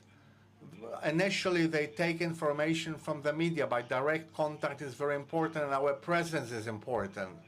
Plus tough facts when people living in Podlasie feel endangered because there is a crisis that we are there, and our activities have to have an aspect of tough showing to Polish citizens that whatever happens, we soldiers will not desert them. So I'm pointing our attention to multifaceted nature of this process, that even when you actively use modern technologies, you should not forget about personal contact, about building a recruitment system, but also do not forget about the presence of the uniform. So that's why we are so keen on ensuring that there is a uniform day, day pride organized. I'm also a soldier of Polish Army, and my role in this community is even bigger than it may ever seem to us. We'd like all commanders in Polish Armed Forces to have the same attitude, and most of them understand that only this way, by opening to the society, we are building strong and powerful Polish Armed Forces. This is the end of panel 1. I'd like to extend my thanks to the panelists and all of you, and let's have a 15-minute break. Next panel will be run by Director Kuzma. It will be even more interesting. Thank you very much.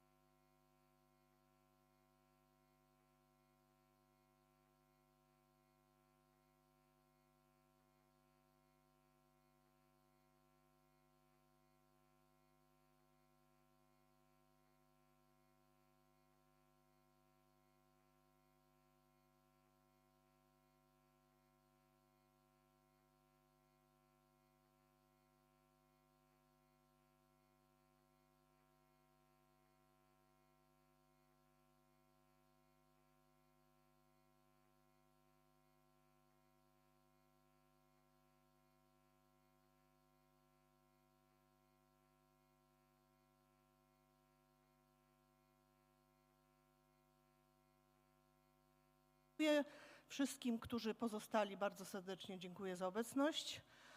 Ja się nazywam Anna Kuźma, jestem zastępcą dyrektora Centrum Operacyjnego Ministerstwa Obrony Narodowej.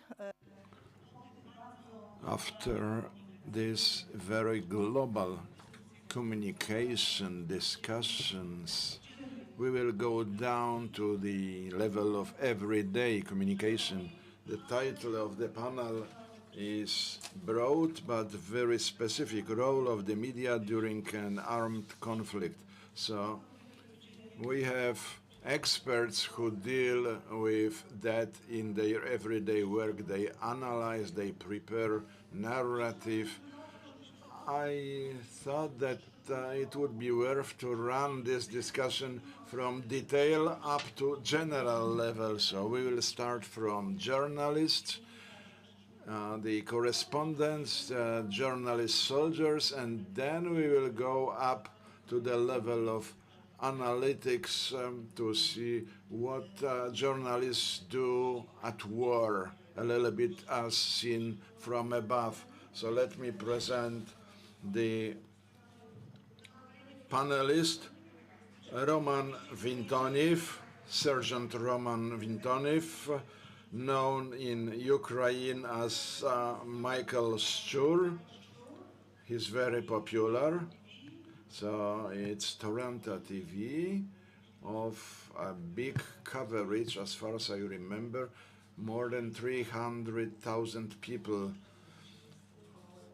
follow him, and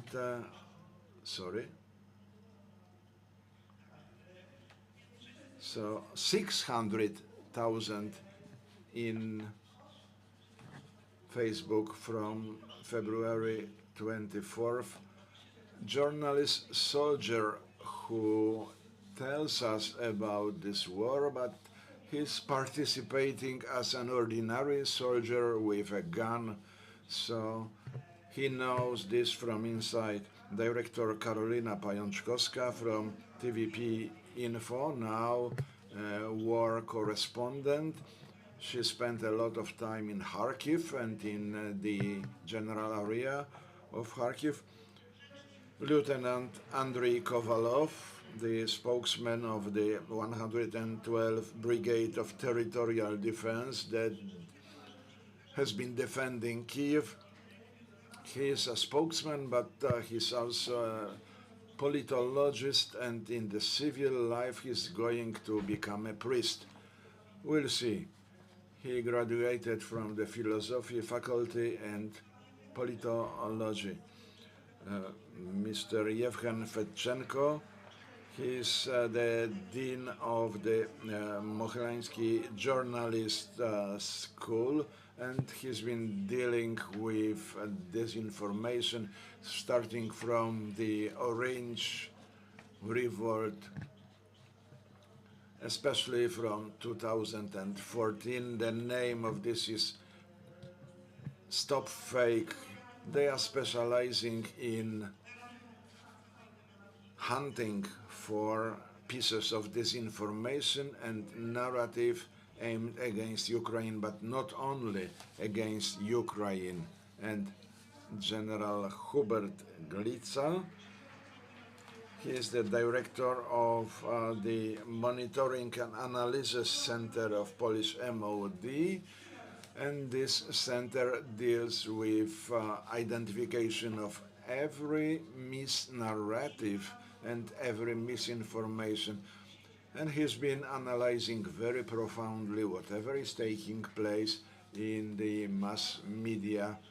And also I believe that he's interested in internal, intra-Russia military narrative. And last year this conference was devoted mainly to disinformation. However, in my opinion, the full-scale war in Ukraine that actually is raging from 2014, it has changed its nature. So it's not only a struggle against disinformation, but it's rather creating our own narrative. This is an informational offensive from the Ukrainian side, and I'm impressed by the genuity of this war and capability to use various human resources.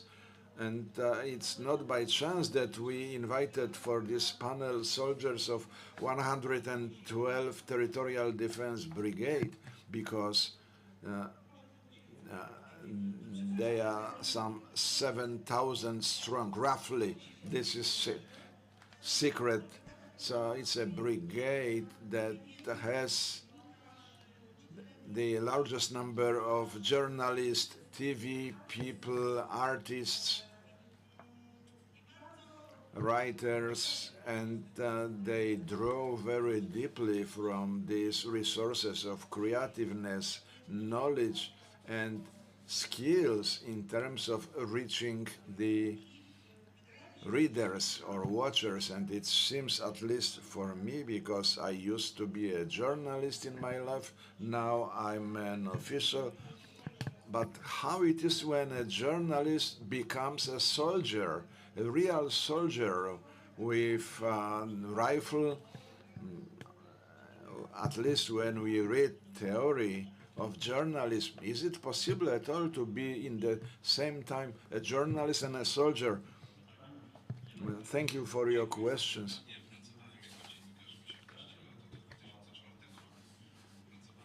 I used to work as a journalist for quite a long time, and 3 years ago I became a soldier. On the February 24th, I became a soldier, and I was mobilized formally in 2015, and actually it was not easy, and it was interesting for me to have another look. I understood myself what's the role of journalists at war. We're basing on the fact that the role of journalists in the peacetime is transmitting the real, true information. When war breaks out, the role should remain the same, but in the same time, transferring real information could bring damage to our forces. So capabilities of journalists at war is limited. Less information can be transferred, and the outcome of this is some information vacuum that people are trying to fulfill with something.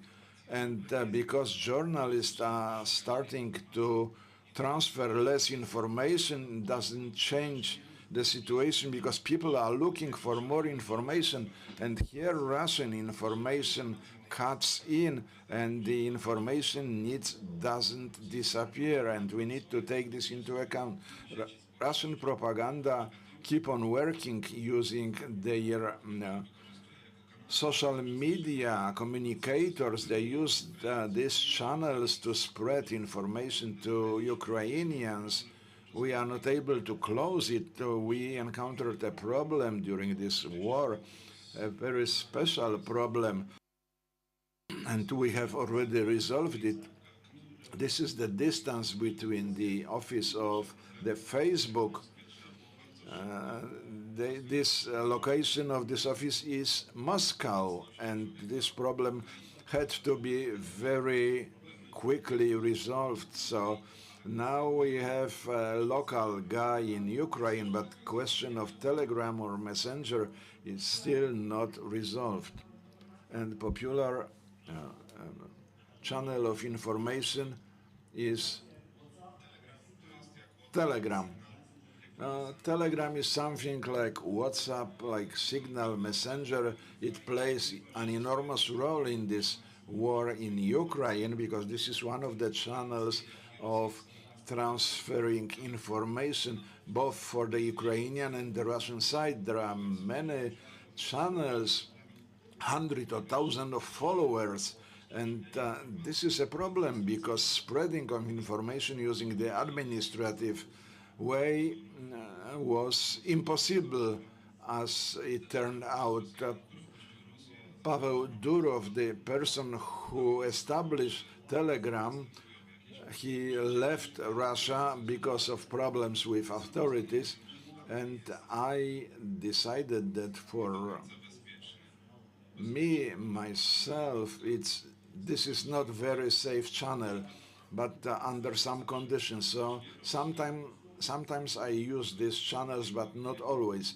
Well, referring to Russia, they are using all possible tools in this information war without paying attention to any professional values, standards, and so on. They hired the worst people like Szapovalov, Skabeyeva, who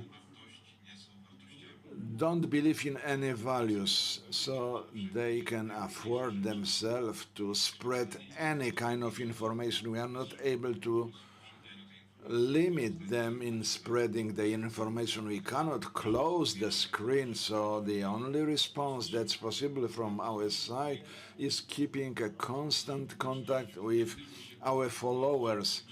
As soon as we go further away from our followers, bloggers of clear pro-Ukraine attitude, certainly the pro-Russian propaganda occurs. They have a lot of ideas and many paths that can be used by them to reach our people. So this is one of my hypotheses. Let's not allow to outreach to the brain of our citizens. Let's stay in constant contact with our citizens in terms of providing information, providing news about the war, about the hobbies. So we believed that Russian disinformation would be more effective, and it turned out, at least in Poland, that the Ukrainians are dealing quite well with the Russian disinformation. So it seems that, at least from Polish perspective, Ukraine is winning the information war against Russia. How do you do that? Well, this process in progress. Perhaps I'm a little bit a pessimist or a skeptical guy, but I'm not very much impressed by running this information war, not that much as you are. Of course, we are not losing. We stride back, but Russia is developing many new ways, and we need to adjust immediately to these new ways, and we are not immediately ready. For me, their new weapon is introduction of some concept that's convenient for Russia. For example, currently there are no good Russians, there are not good Russian with whom we could discuss, because Russian scientists, journalists believe that the Crimea is Russian, that Russia is defending their own interests, so there is nobody to talk with. Anyway, the Russians are finding the way to find some Ukrainians living abroad, and they are trying to arrange for round tables, and international community quite often not understanding the contents, knowing their local Russians, they play just like the Russians would like them to play. So that's the new manner of running the information war. This also affects the way of thinking of soldiers. I remember the first air raid, we were in a trench and the earth is trembling. This is the most nightmarish experience in my life, and I remember what I was thinking about at that time, how much I love my country, and am I ready to give away my life for it. Well, it's difficult to understand, but I believe that this is a routine way of thinking of people in such an extremal situation. Am I ready to die for my country and for people that are at my side, my friends? The better contact I have on my side with my family, the more good memories I have, the better fighter I am. And what Russia is doing, and they are trying to break this contact, and by their presence in the social media, they are trying to bring about some doubts. And in a very individual case, used by the Ukrainians in information campaign to try to reach people by emotions, by concern about their loved ones, to reach out to as many Ukrainians as possible, both in Ukraine and outside of it. We started to talk about values. Sometimes the freedom of speech is misunderstood in terms of democratic values, and it's used by Russia, it's abused by Russia in a very effective way, because under the disguise of freedom of speech, they are selling propaganda. I have a question to Mrs. Pajączkowska, because you're a correspondent of Polish TV, you're a kind of an outsider, and I believe that our values like impartiality, listening to both sides of the conflict, these are basic values of journalism, and in real cases of war, of dead people, of some let's say mutilated bodies, it's very difficult to keep on believing in these values. So how the war correspondents are dealing during the war in Ukraine? Unfortunately, what you said, that in case of this war we are not able to present the rationale of both sides of this conflict, because as soon as we would come over to them, they would kill us. And this war is different, because in this war the journalists are a target. So talking about current situations, we've been never able to provide a live transmission, because in Kharkiv it's enough to have 30 seconds for a missile to reach the place from which you are speaking. So it may seem absurd, but if we see dead victims, we saw them not a long time in Kharkiv, we need to keep in mind that, as my predecessor said, that everybody can be killed. So we are just afraid, and we are afraid about those around us. Talking about this war here, one issue is very complicated. Every day I was facing a dilemma. Should I tell exactly what I see? And then my report would be used by the Moscow TV. Well, it happens that there are some bad things occurring in Ukraine. For example, the humanitarian support sometimes is stolen. It happens from time to time. Should I tell about this loudly, to send this message to Polish TV? And we were also reporting this in English to reach every place with this.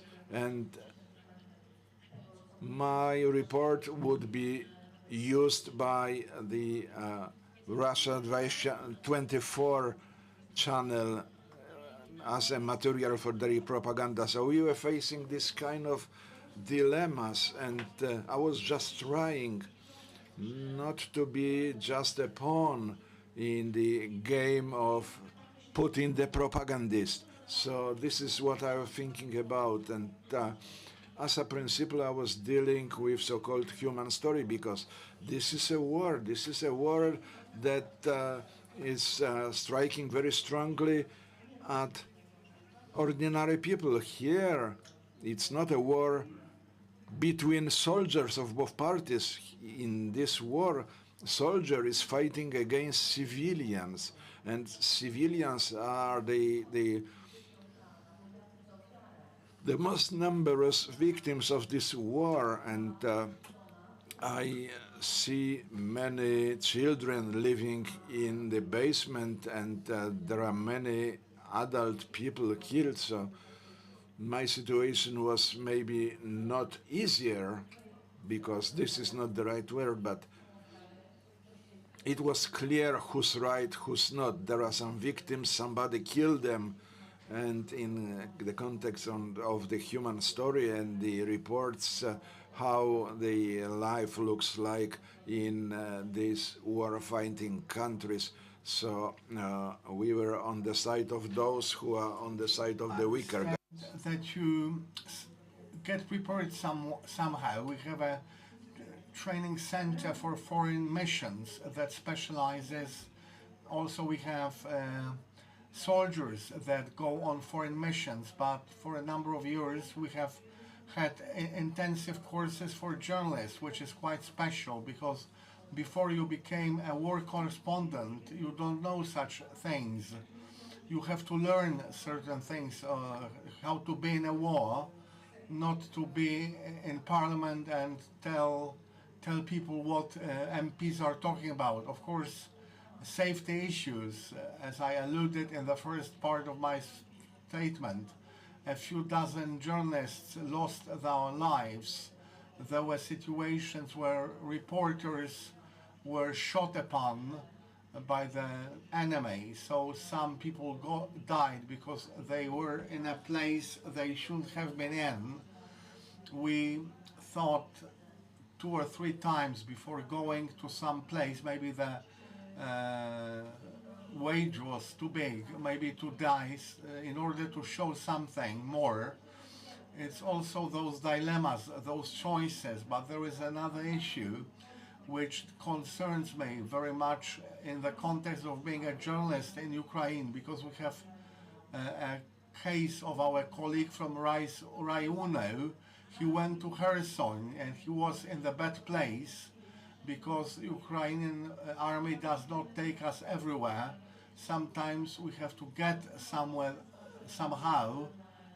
We sometimes do it on our own, and this journalist went there to the place he shouldn't have been. He was shot at, his car was destroyed, his driver got killed. He was imprisoned in a Russian hospital.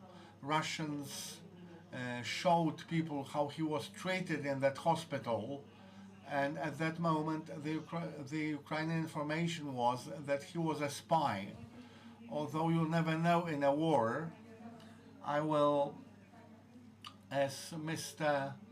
Roman Bientoni said, war is also certain limitations. It's happening in reality.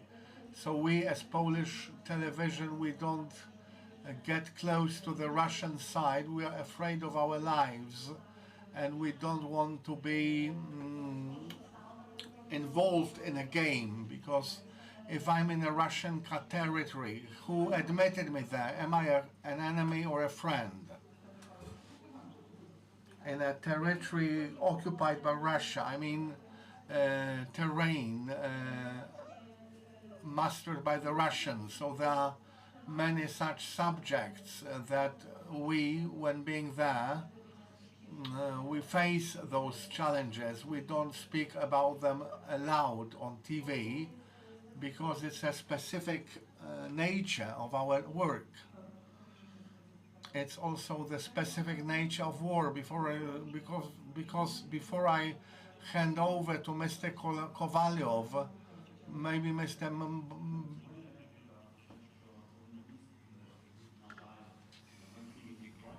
A small commentary that a journalist in that war, there is no neutral person. A journalist cannot come to the war and say, I'm neutral, I only want to show a story of people, how people live. Russians showed that they kill journalists who don't do something that Russians do need.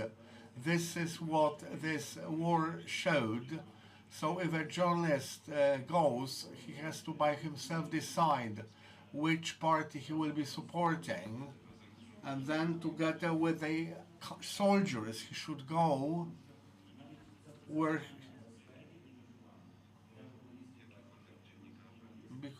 because it's an issue of survival for a journalist, because a journalist certainly does not have information where a given fight is happening. Without knowing what's happening, the journalist creates danger to civilians and to his party. If we recorded something, if we showed what we wanted but without understanding the context, we can only cause harm. So it's important for journalists who come to do it in conjunction with Ukrainian soldiers. I know sometimes it's difficult. Yes, you won't have super exclusive, lively frames. You will certainly survive and will not cause danger to Ukraine. But you have to remember, as we said in the first panel, the true information can cause harm to the country that is waging the war. Also to Russians themselves, because there were cases when somebody was standing in front of a Russian installation, and thanks to that, such installations were bombed by the Ukrainian side. So source and result can be quickly analyzed. You can see things very well. I have a question to Mr. Andrii Szapovalov, who has journalist experience, how those relationships in a given war, how do you work with journalists? To what extent you protect them? We are not talking about military secrets, because it's understood in this auditorium. Continuing what Roman said, I agree that you cannot have a neutral journalist. We had experience during this defending Kiev. An American journalist came in. He was working for an American edition of Time. He said that he's preparing material about global refugee crisis, and he wanted to illustrate it. And he said, I'm not interested in the war that is going on. So we're helping him work in Kiev, and on one day he said, we would like to go there to the occupied part, to Russians. And I said, it's impossible. You cannot go to terrorists or killers. You will be a victim. It was difficult to explain it to an American, because in the first days of the war, people had an experience that foreign journalists went up into the parallel reality. They thought that war relates to Russians and Ukrainians, and it does not affect people from other countries. Absolutely, I agree, Anna. He came to Irpin a number of times. He was stopped at checkpoints with some good ways, but it's like a suicide, because he went up to Irpin, occupied by Russia, on the car. It was said, press, his car was shot at by Russian armored vehicle. His driver got killed.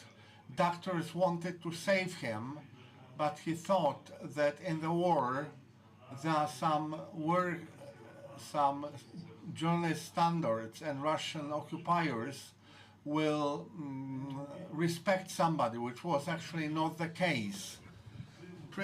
Citizens of the free world, once again, because of our values that we talked about today during the first panel, we have an impression that a Russian Asian swarm is also sticking to those values. No, no.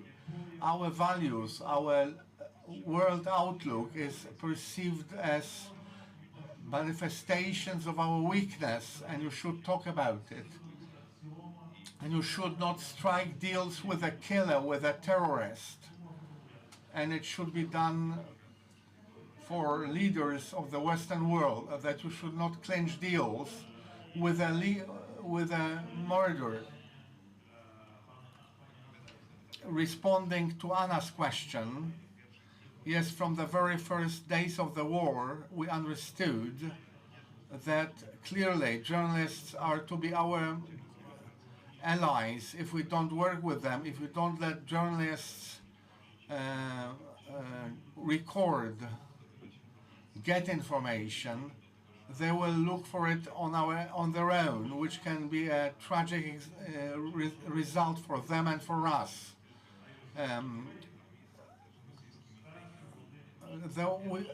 Because from the very first hours of full-scale Russian aggression, Russian mass propaganda, and in my opinion, in Russia there are no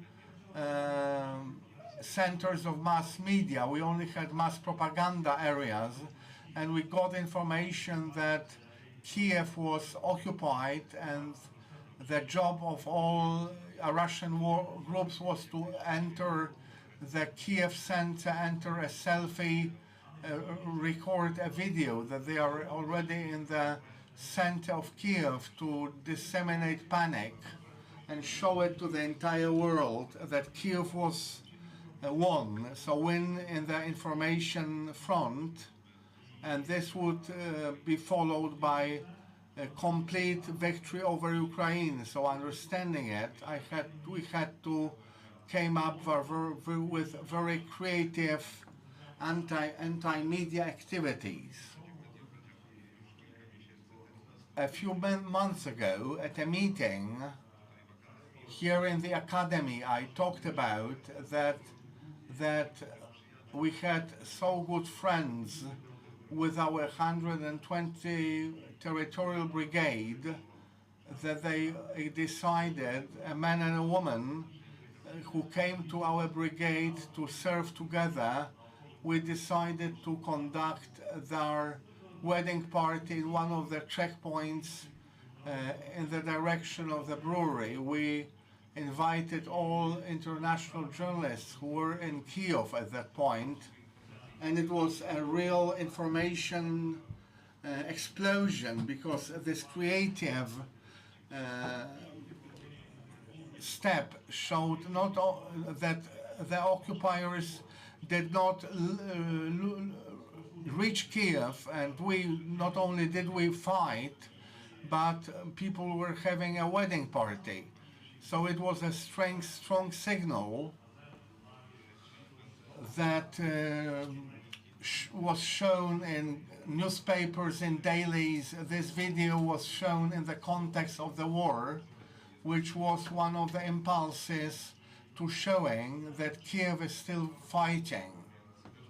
So every day it was a very heavy, reliable work, especially with international media, to convince our partners, international partners, that Kiev was still fighting, that the authority stays in Kiev, and lead commander stays in Ukraine, not only to convince Ukrainians who from the very first day were ready to fight.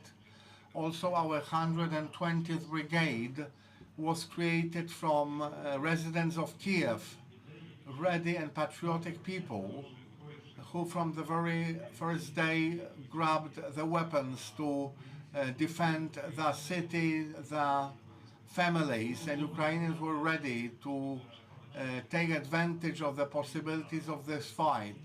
You had to convince countries of the West to show that Ukrainians are ready to fight. For us, it's interesting because it all looks like well thought, and not only on an individual level of a brigade, but a campaign that was launched by Ukrainian state authorities. Is it so that it's agreed that it's quick reaction at a lower level? How do you can come up with it? Who decides in terms of what direction you take?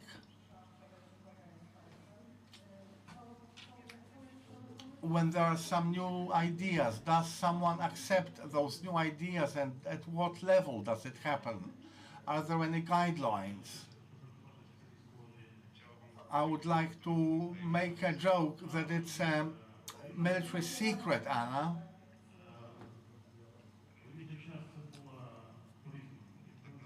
Indeed, in various, these were, it was variously, at the beginning it was bravery and creative approach. We saw that dangers that we encountered had to be solved, but very frequently it can also be expressed by creativity, not only of commanders, but of every individual soldier. Every soldier has a sterling smartphone. Everybody has a Twitter or TikTok or Facebook account, and sometimes we receive information crises, but sometimes we have information victories, because if a soldier records footage about how our battalion before start of counterattack, before freeing Izum, they sang the anthem of Ukraine. It's an inspiration. You can tell a difference between something that was recorded out of your pure heart, and these videos work very well. So a soldier eating crisps, or a soldier that has Kherson watermelons, it's a very important symbol of that summer. This year we had no Kherson watermelons. He keeps them in front of some artillery, which at that time was shooting, and thanks to that, those recordings become an inspiration for Ukrainians and hopefully for our allies, showing that Ukrainians are winning. Because in the army you learn that a soldier takes a gun or a phone that does not have internet connectivity. I don't know whether in Polish there is a word mem. Memes became a war in this information war, and disseminating memes disseminate themselves by themselves. But at the beginning of the war, the mem that increased, it's a Russian corral and go to fucking hell. This was a very nice message that increased the morale, creating such memes and helping those memes that increase morale. They solve certain war orders, and also soldiers create new content. So by helping one song to appear, for some time we create a lot of coexisting content on Facebook or on other social media. They disseminate and you don't lose resources. And indeed, laughing at Russian propaganda, laughing at Russian enemy, and the truth were the main weapon of ours in fighting against Russian occupiers. The truth is that a housewife who at the beginning of the aggression joined territorial defense conquered an elite Russian soldiers, because it was the second army of the world. It was a truth that Russians can conquer the second army of the world.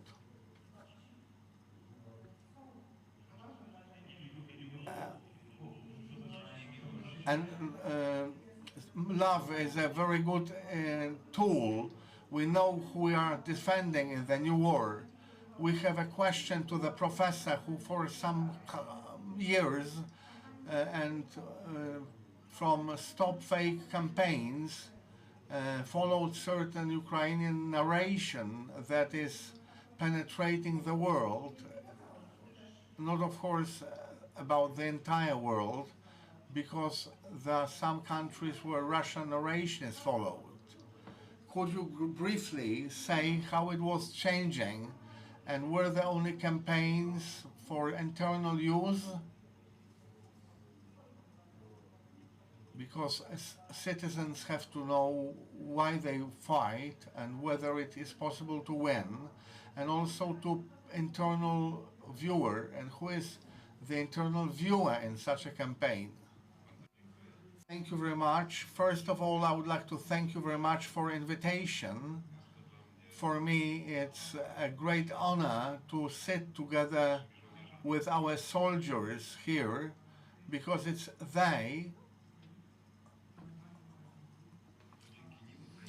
thanks to them Ukrainians have a possibility to receive information, and for me as a journalist, for me it's the most important law, because by quoting one of Guardian editors who said that comments are free, but facts are holy. For me, as a journalist who since 1990s put a lot of light on many conflicts in Middle East, always questions on journalists were combined, and I wanted to understand how to ensure that in the times of conflict there is place left for journalists.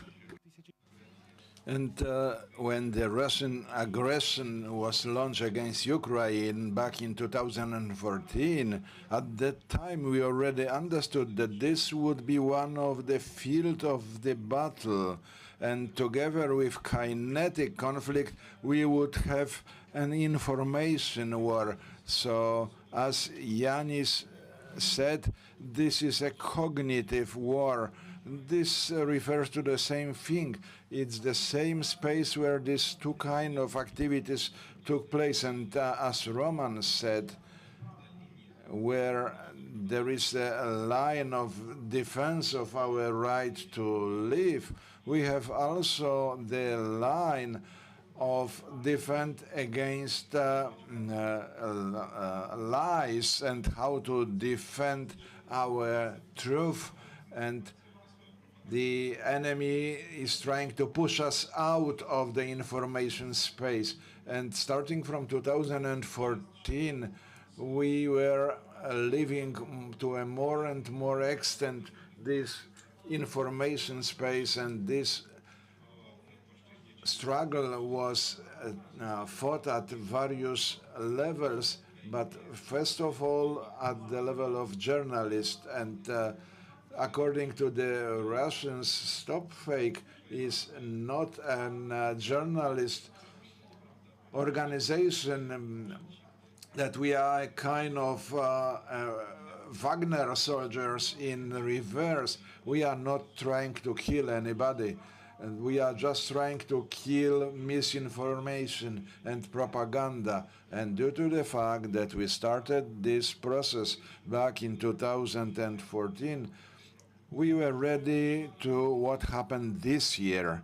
First of all, we gathered a lot of data, and these data are our weapon. These are data collected from open sources. Intelligence data from open sources. We don't collect any other data, only in the public domain. And due to the fact that we were collecting them regularly and we were analyzing them, we are able to translate them into a weapon. This allowed us, even before the beginning of the armed conflict back in February, we were time to get prepared, because we knew that we are getting closer and closer to the real war, because the loudness and the number of propaganda pieces were showing that we are coming closer and closer to the real conflict. Russian propaganda is clear to be understood because it's closely connected with kinetic operations. We developed also a system of counteracting to this propaganda. So when the Russian conflict, Russian invasion began, Mrs. Simonian told one thing that I agree with. One cannot create army when the war is already on. You cannot start building this the information system when war is on. Well, one of the superiorities of the Ukrainian system is that this system is not vertical. It's not run by the state. It's horizontal. It's not an uniform structure. It consists of many nodes, and the society is too strong to be broken. If one element is broken, other elements keep on working, and Russians believe that the TV in their system is the main factor. So when they thought how to destroy the Ukrainian information system, they were targeting the TV transmitting stations, and this is why they hit the TV tower in Kiev. But it doesn't work this way. We are working on the peer-to-peer horizontal manner, and we knew also the main Russian actors. We knew the main platforms they use. We knew their narratives. Each time when we saw them, we knew immediately how they would like to use the facts, and actually they don't change too much since 2014. They were changing their shape, but their rule of operation remains the same. So they are not original, and our main goal was to discredit the Russian information system. Nobody globally in the world believed to what Russia was going to say to explain their invasion of Ukraine. There are also some marginal elements that can keep on transmitting, but if we talk about their resources, they remain the same. However, the level of trust over the 8 years of operation was weakened. So you, as the analyst with experience in struggling against disinformation, what's the largest success of Ukraine communication in this war? How Ukraine is winning this information war? It's a continuous struggle.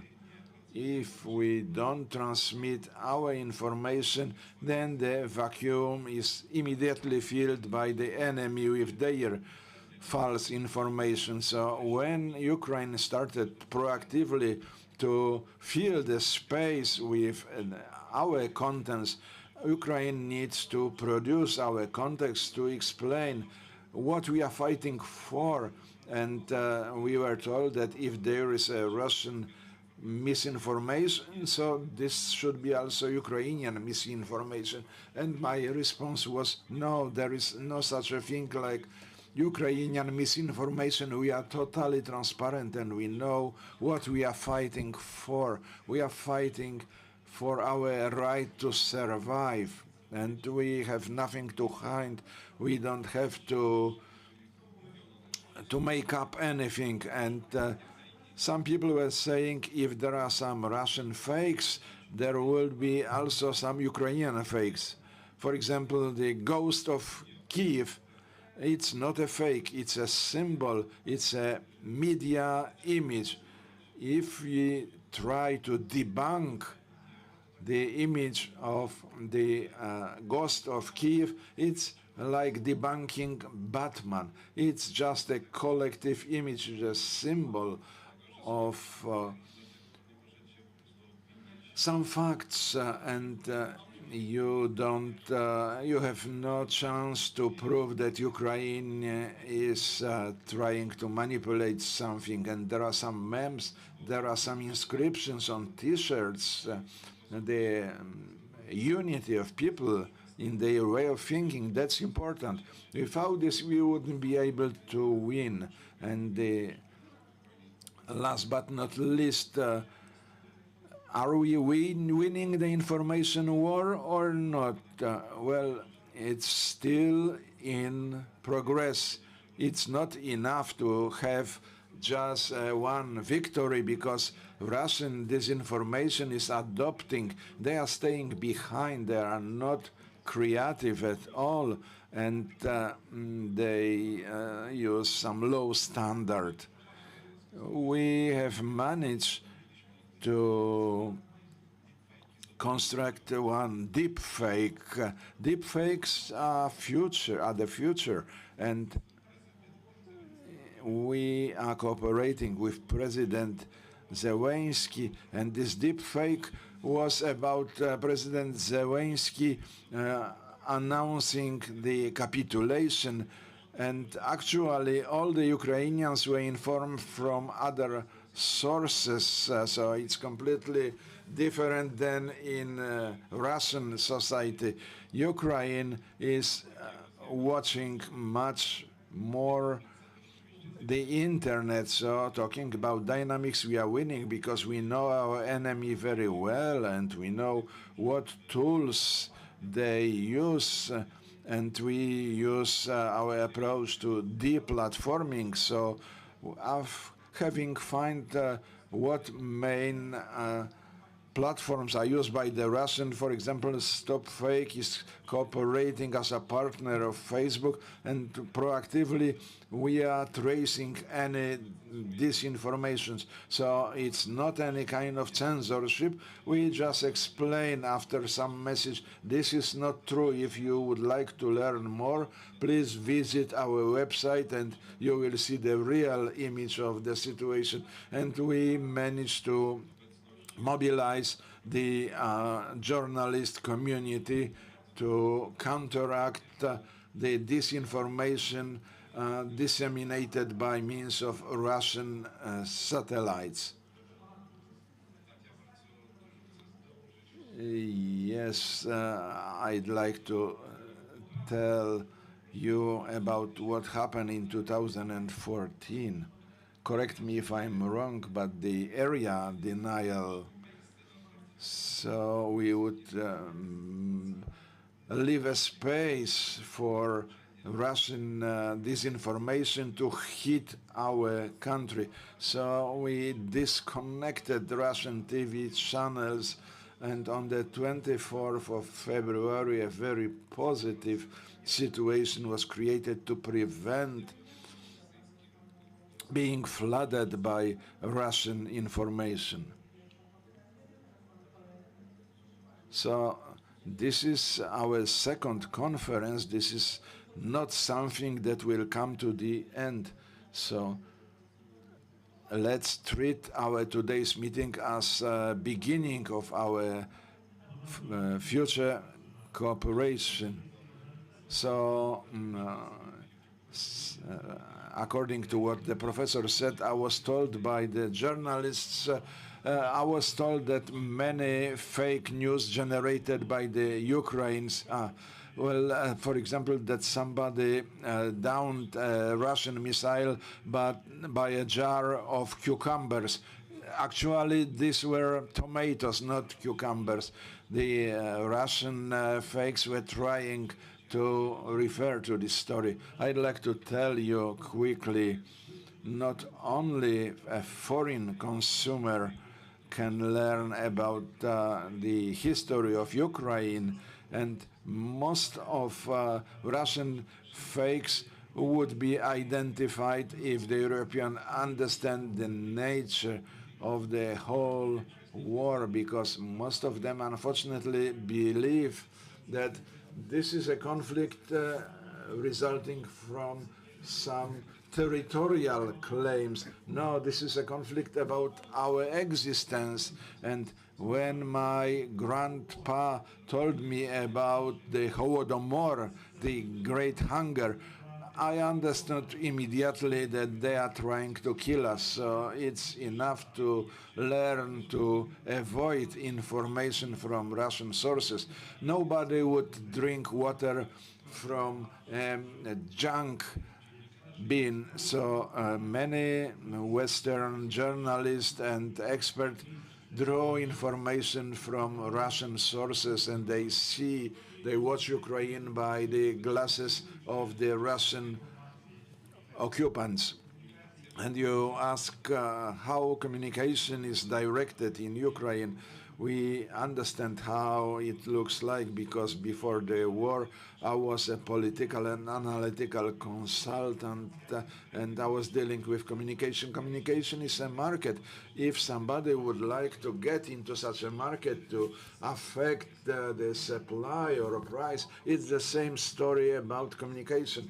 The more incursions, the more preventions on communication, the worse is the market.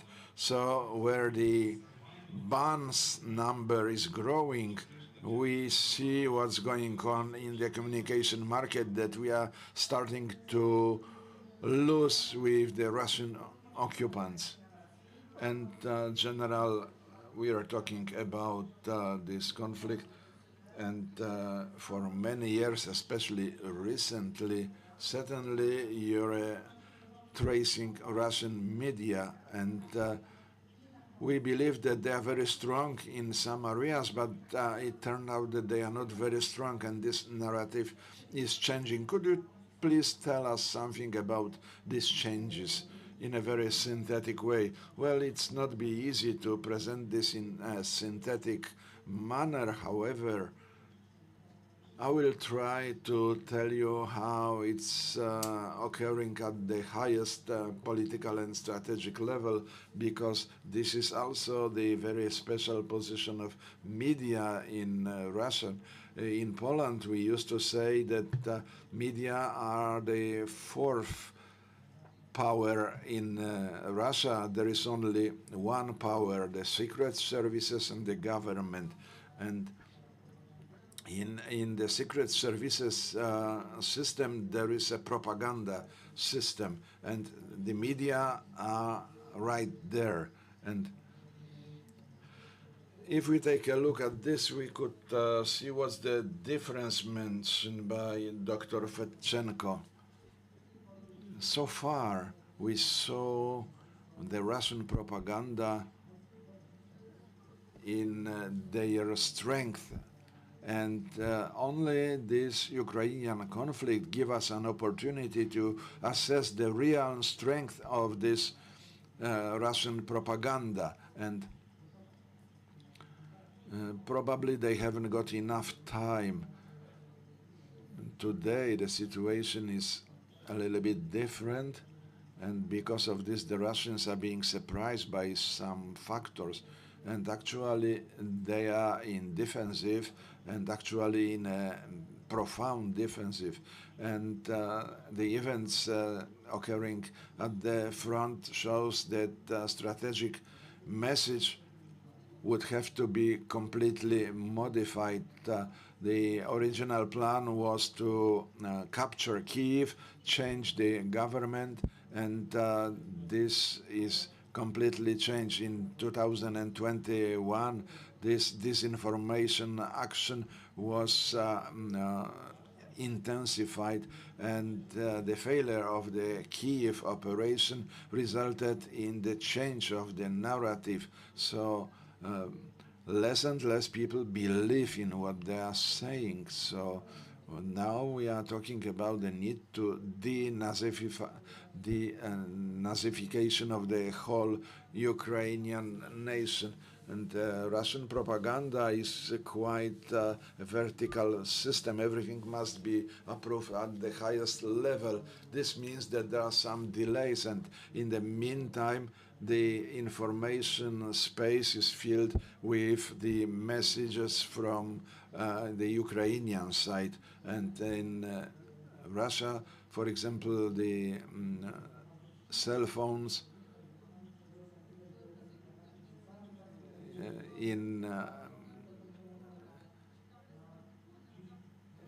they are not using smartphones, but the older models of cell phones without displays to avoid contact with internet. So on the Russian side, they still use the old obsolete system where the counter-intelligence protection is number one. So what about this effectiveness of this information system? From our perspective, they are weak and they are in defensive, but what's the main goal of their propaganda? The main goal is to help the authority to remain in power, and their propaganda is aimed at ordinary citizens. So the citizens in Russia believe in their authorities. So all the time we have social acceptance for the authorities. Director Mierzejewski mentioned about polls and so on, about the level of support for the authorities. I would be very careful in using the terms independent polling institutions. In a country like Russia, it's very hard to say about any level of independence. And there are not a single independent medium or independent polling institution. Of course, there are some, let's say, institutions created by the authorities. We can recall the case of the female journalist from Russia that shown anti-war poster in the state-owned TV. She was fired from the Russian TV, but she found a good position in Germany. So she was risking 15 years of Wagier, and just 2 months after showing with this poster in the state-owned TV, she was expressing her concern about those who fail to support the authorities in Russia. So we see some activity in this area, but the whole work is supporting the Ukraine, not Russia. And let's keep in mind what happened, for example, in Slovakia, when there is a very strong support to Russia. And for example, the Africa, other continents are not very important for Ukraine. We say that the Russian propaganda system is in defensive, but still they are working quite effectively, and all the time They are changing their narrative to explain the failures, the personal changes in secret services, in the armed forces. We see how they are getting lost in case of many personal decisions. We saw Mr. Prigozhin recruiting soldiers in prisons, and there were some messages about change of the commander of the fleet. Then it was removed, so it was taken out from the website. So this is seen by the world, but not by Russian citizens, because Russian citizen is not prepared to verify the information that's being pumped into their brains. And if there is somebody trying to look in the internet, then the aggregator in Yandex is set up in such a way that it will deliver, first of all, the Russian websites. So the Russian narrative is still being served. This apparatus cannot be used because the objective was different. That's why there needs to be an intensification of a certain message. The picture of Russians' activity has to change, because if they want to achieve their original objectives. So on the 1st of September we heard from Putin that this war should be finished. In terms of finishing the danger from Kiev, he doesn't say that they will leave Ukraine. A few days ago we heard from Zyuganov that you should launch universal mobilization. Zyuganov speaks of universal mobilization to finish the war. It's been a hype all over Russia. Zyuganov, as head of Communist Party, first of all, has biggest support in far eastern parts of Russia, where there is a reservoir for reserve soldiers. Russians do not want to go to war. They are looking for recruits in St. Petersburg or Moscow, but they managed to collect only 100 people. So the apparatus has to intensify certain sentiments, escalate certain conflicts, because it's the only way to achieve the assumed objective. They are short of soldiers. You have to create an atmosphere of danger. Why during the Ukrainian counter-offensive they are showing that British soldiers and Polish soldiers are involved, Polish mercenaries, and that's what Russians said. So it's talking about great danger from the West. We are not afraid of danger from Ukraine. The authorities will undertake such an attempt. They have to take such an attempt. Media will play a role in it, because how information is created will show us in which direction Russian authorities will go. We have to very in detail watch what is happening in the Russian space, Russian information space, because it will show us, at least give us hints what the situation will be like in the future, because the authorities can take certain decisions. Of course, this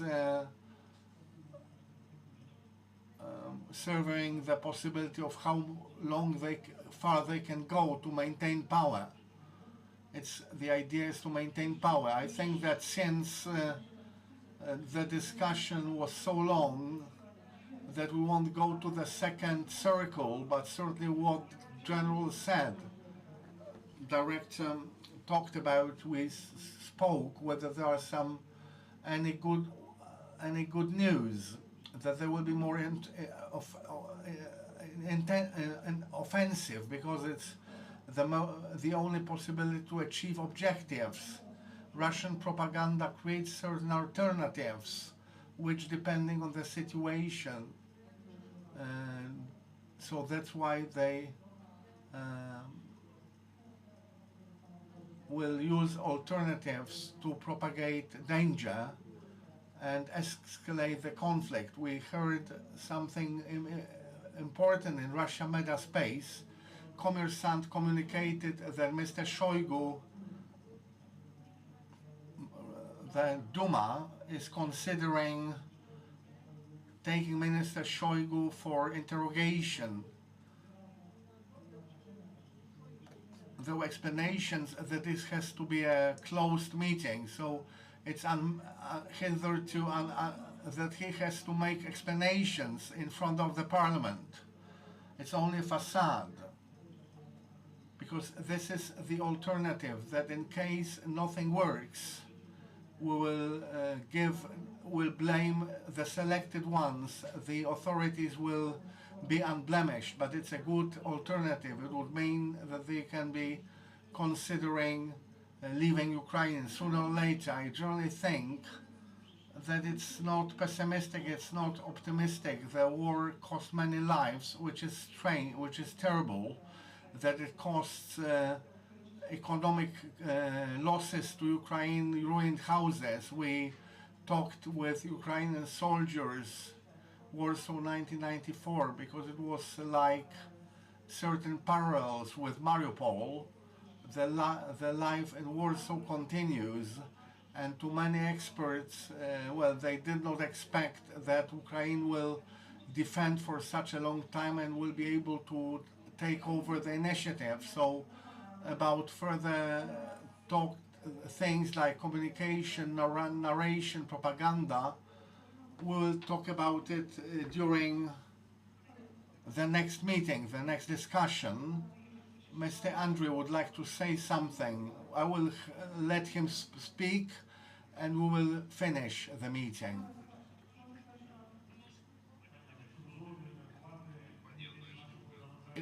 If I may respond, I think that our fundamental mistake of Ukrainians and Poles is that we were hardly interested in Russian Federation. We practically did not analyze, did not put into place pieces the Russian Federation. In order to know something, you have to dismantle it into pieces, and we treat Russian Federation as a unitary country. But I would like to remind you that it's a federation. It's 50 subjects. It's the last empire in the world which has many enslaved countries and nations. If we look only at Russian Federation, focusing on this being the last empire, the last prison of nations, and there are many enslaved nations and many subjects, many federations. This is over 21 countries that announced in 1990s independence, state sovereignty. So we understand Russia and its philosophy.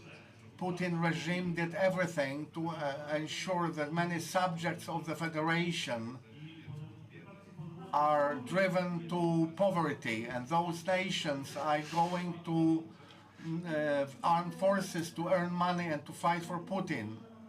The success of Ukraine is not that we are analyzing Russia, but we are showing Ukraine and Ukrainians.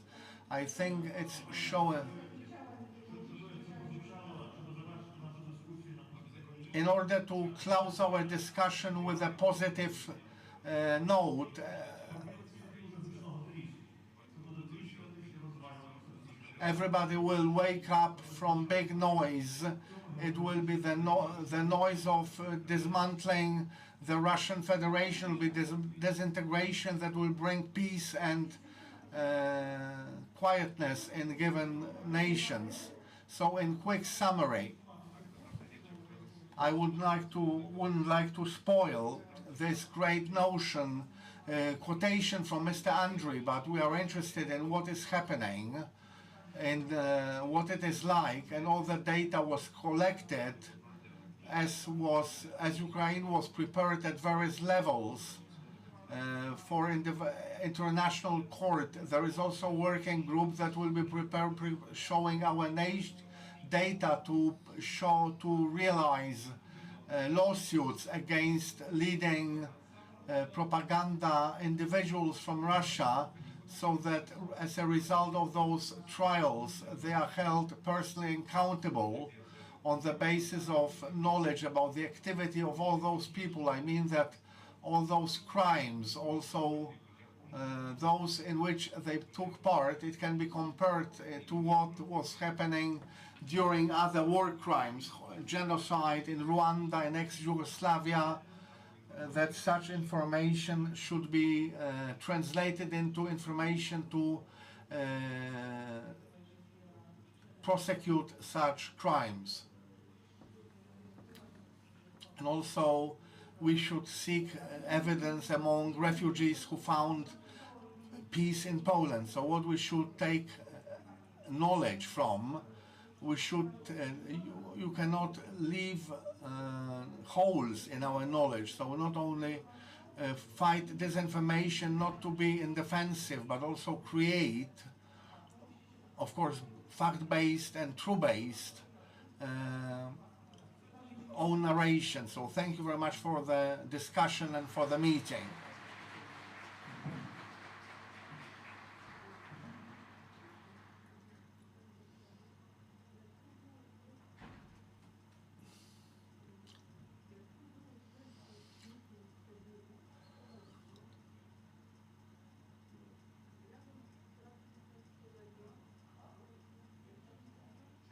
Ladies and gentlemen, thank you everybody for coming, especially our guests from Ukraine.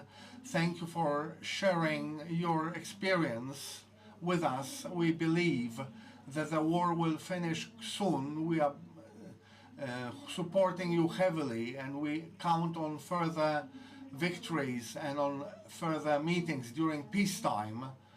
But from what we can see, with disinformation, we will have to fight for a long time, but I hope that such meetings, such conferences, such discussions will make us closer to ensuring that we win disinformation also. Thank you very much. Thanks to our guest from Latvia, and thanks to you officers, civilians, and please feel invited to lunch now.